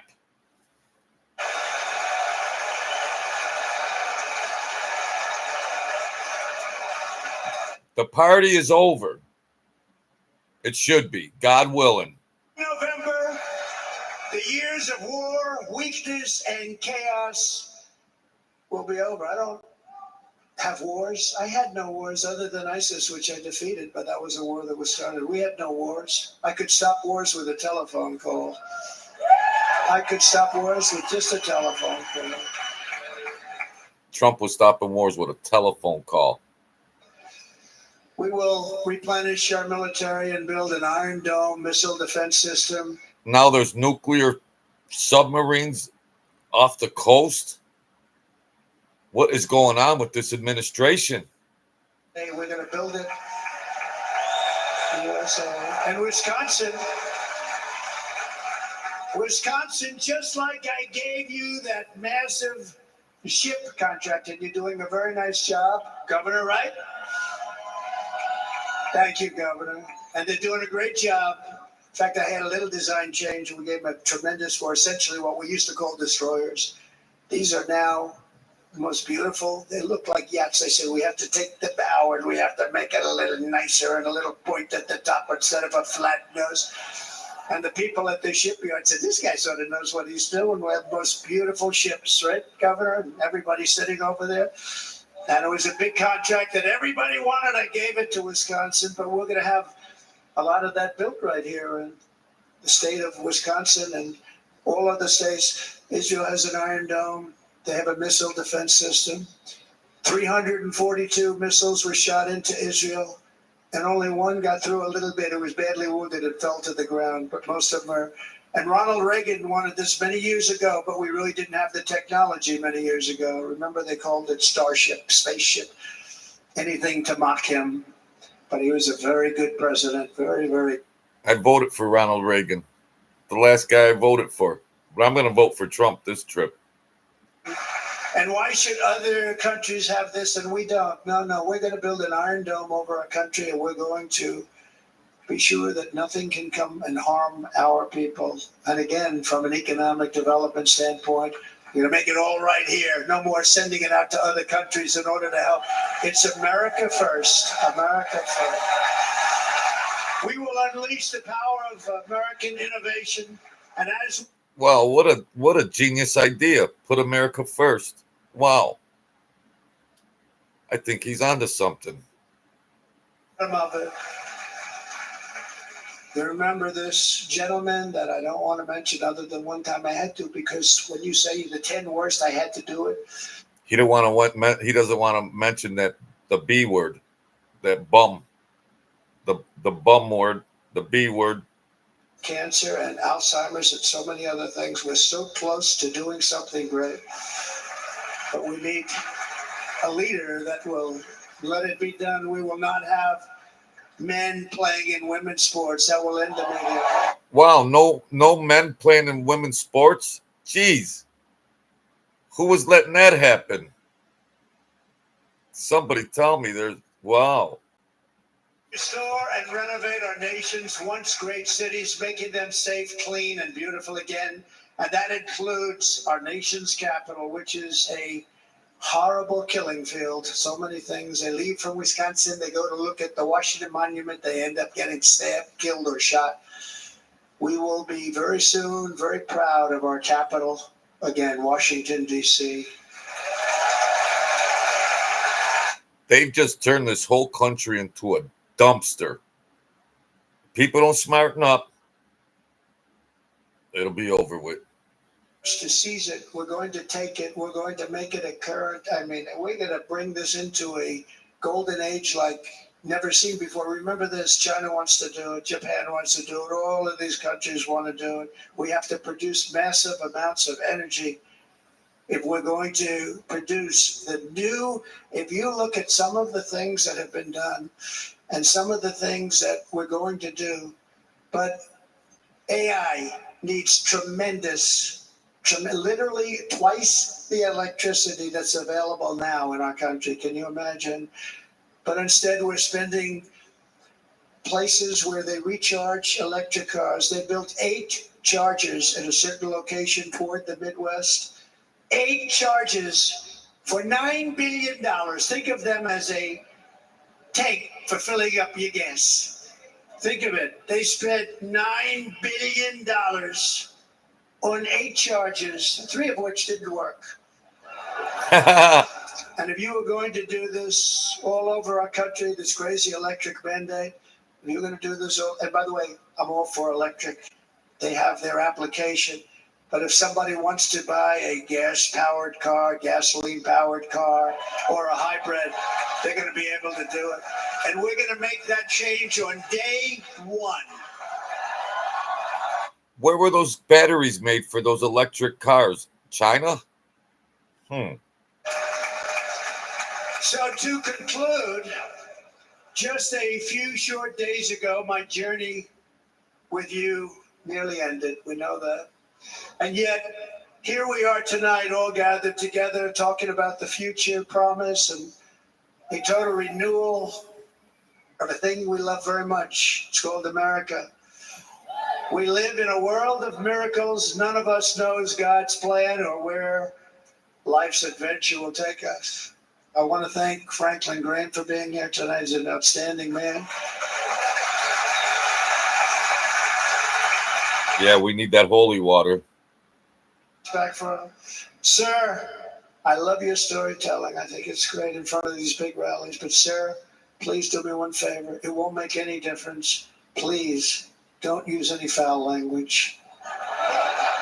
I was a little embarrassed. I said, he said, it won't make any difference. Actually, it does. The story's not quite as good, but I've been very good. The story is not quite as good, to be honest. I've got to have a little talk with Franklin, but he was great. He's a great gentleman. His father was so incredible, Billy Graham. My father used to love taking me to see Billy Graham. My father would take me to see Billy Graham at Yankee Stadium. He had the biggest rallies you've ever seen. He was a good rally guy, too. He would get up, and he was a fantastic guy. My father loved Billy Graham. But I love Franklin Graham. I think Franklin's been fantastic, and I'm working so hard to adhere to his note to me. I'm working hard on it, Franklin. But if the events of last Saturday make anything clear, it is that every single moment we have on earth is a gift from God.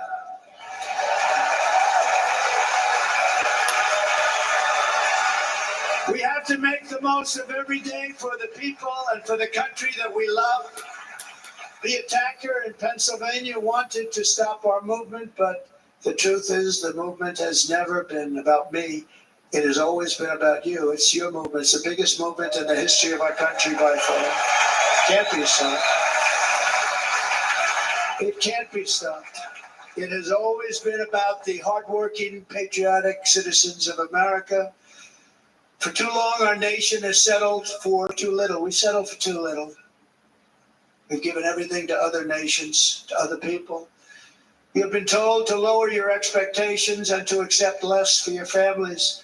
I am here tonight with the opposite message. Your expectations are not big enough. Not big enough. It is time to start expecting and demanding the best leadership in the world, leadership that is bold, dynamic, relentless, and fearless. We can do that. And not sleepy. Mission is our heritage. Greatness is our birthright. But as long as our energies are spent fighting each other, our destiny will remain out of reach. And that's not acceptable. We must instead take that energy and use it to realize our country's true potential and write our own thrilling chapter of the American story. We can do it together. We will unite. We are going to come to The last chance. This is the last chance for America.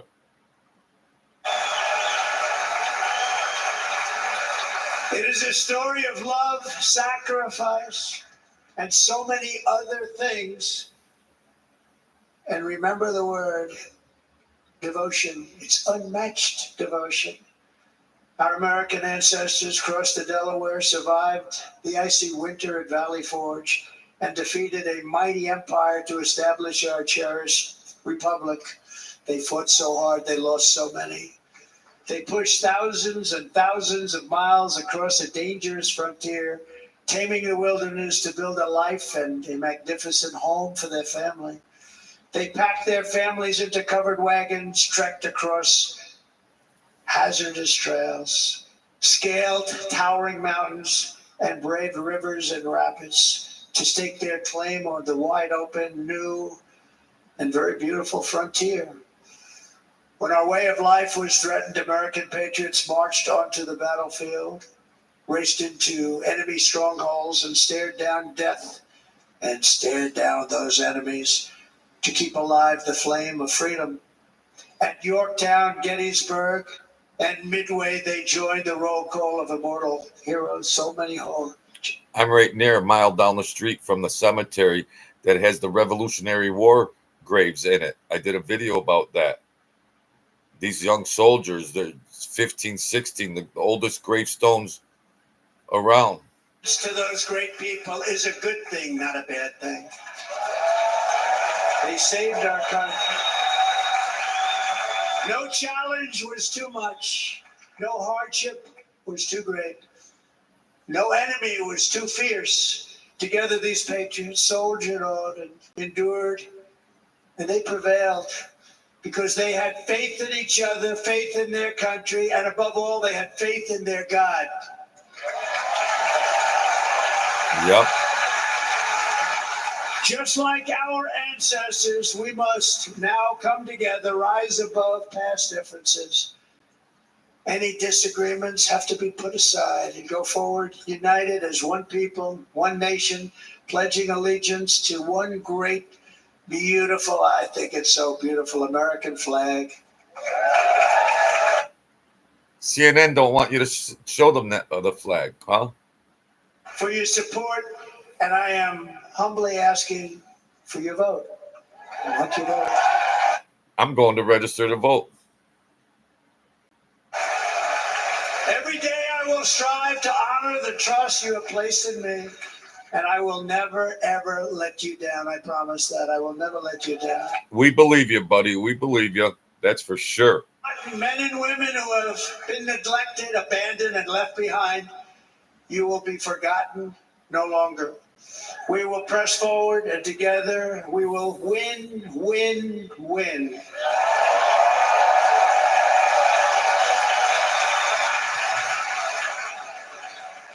The CNN reporters are up there in the balcony throwing up. win, win, win, win, win, win. Nothing will sway us, nothing will slow us, and no one will ever stop us. No matter what dangers come our way, no matter what obstacles lie in our path, we will keep striving toward our shared and glorious destiny, and we will not fail. We will not fail. Together we will save this country, we will restore the republic, and we will usher in the rich and wonderful tomorrows that our people so truly deserve. How could a person watch this and then say, "Oh, I'm going to go vote for Democrat Biden"? How could a thinking person watch a guy with a proven record versus another administration that's shit all over the country? And how could they actually say, "I'm going to go vote for this party"? How? I don't know. I thought I was well versed in psychology, but I'm stumped on this one. Simply put, we will very quickly make America great again. Thank you very much. Thank you very much, Wisconsin. God bless you. God bless you, Wisconsin, and God bless the United States. Thank of you, America, Donald our Trump. great country. Thank you very much, everybody. Thank you, Donald Trump. Thank you. Thank you. He's the last man standing to save the country. That's all there is to it. Thank you, Donald Trump. Thank you, Ivan, for hanging out with me in here.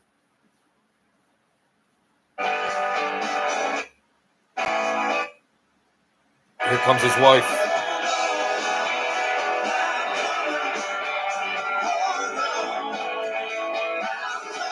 Here comes his wife.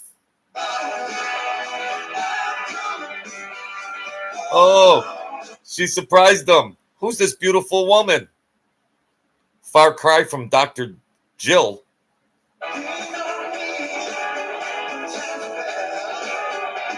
Royalty. Royalty versus thieves and psychopaths. Royalty. There's our last hope. That's this country's last hope.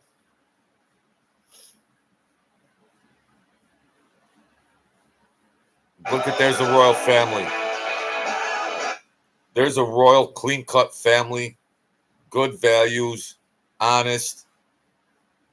And what have them bums done from day one? Just try to take them out. They don't like honest, good policies and things for our country. They don't. This country don't wake up soon. You guys that have younger kids, you'll wish you voted Republican, because this is the most important election of our history. These Democrat young kids, or 30, so whatever their demographic is, they don't wake up, and they see what this future generation is going to be up against. It's a wrap. It's a wrap. All those Hillary Clintons and Obamas and all that. It'll be, hey, Sir Drums, with the headphones on. Thank you, Sir Drums. I got my soul. I don't stop fighting either.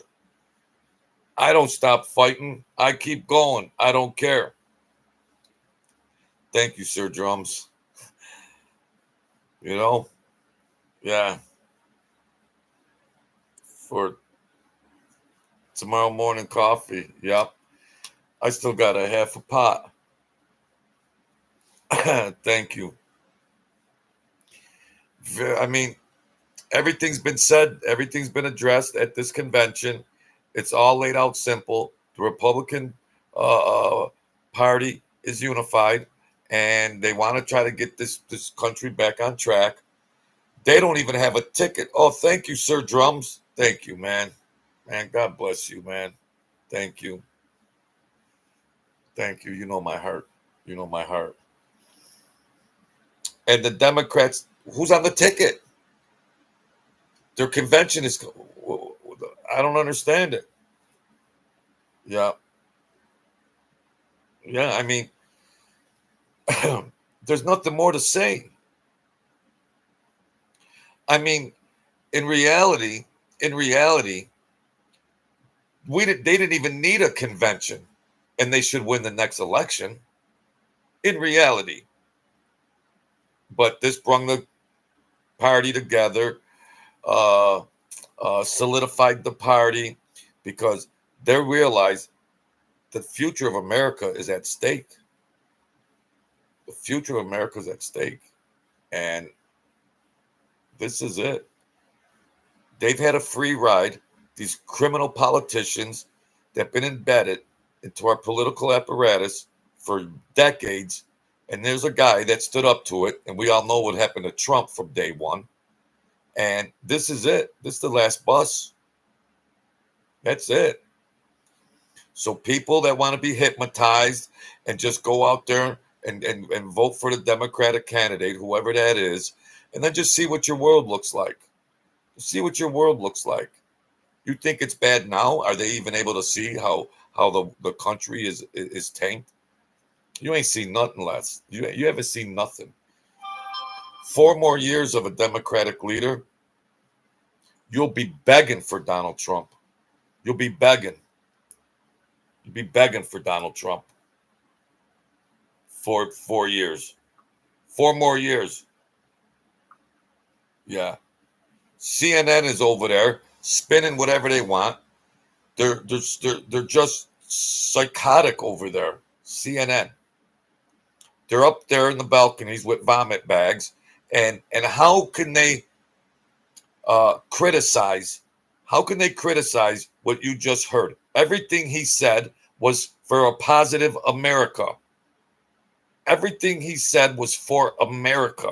How is CNN, these hacks that they got, they can't even beat a Bugs Bunny cartoon in their ratings? They're done. They're done. They're going to sit back for the next 4 years and cry because Trump's going to get elected. And they're all going to sit there and stew and sit in that garbage they've been spewing. And it's laughable now. It's laughable. Their ratings are done. But they got billionaire people that are running these things, just trying to keep it together, keep their agenda together. The globalists that spew this garbage, CBS, ABC, NBC, CNN. Can people see through that?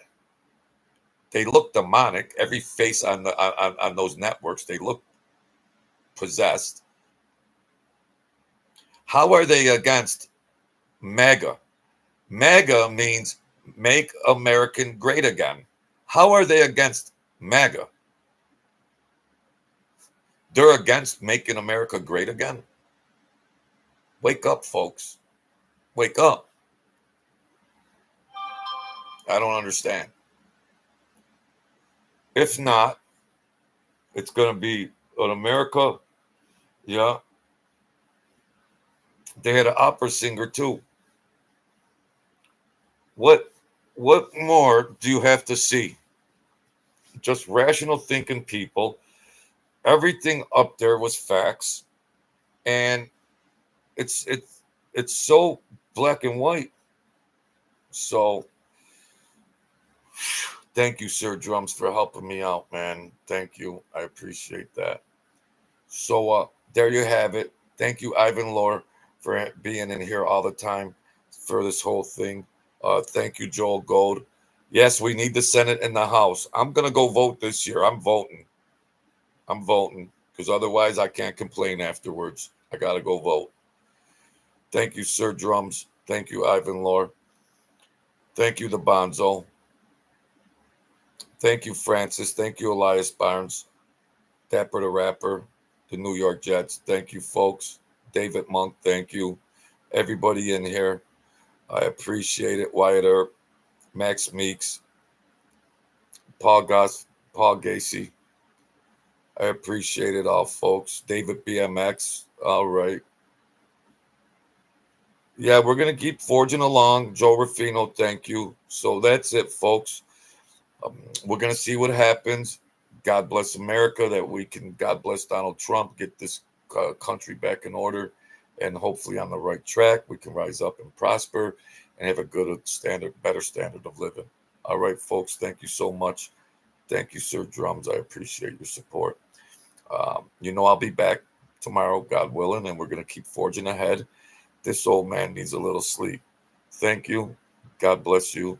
And God bless America. God bless Donald Trump.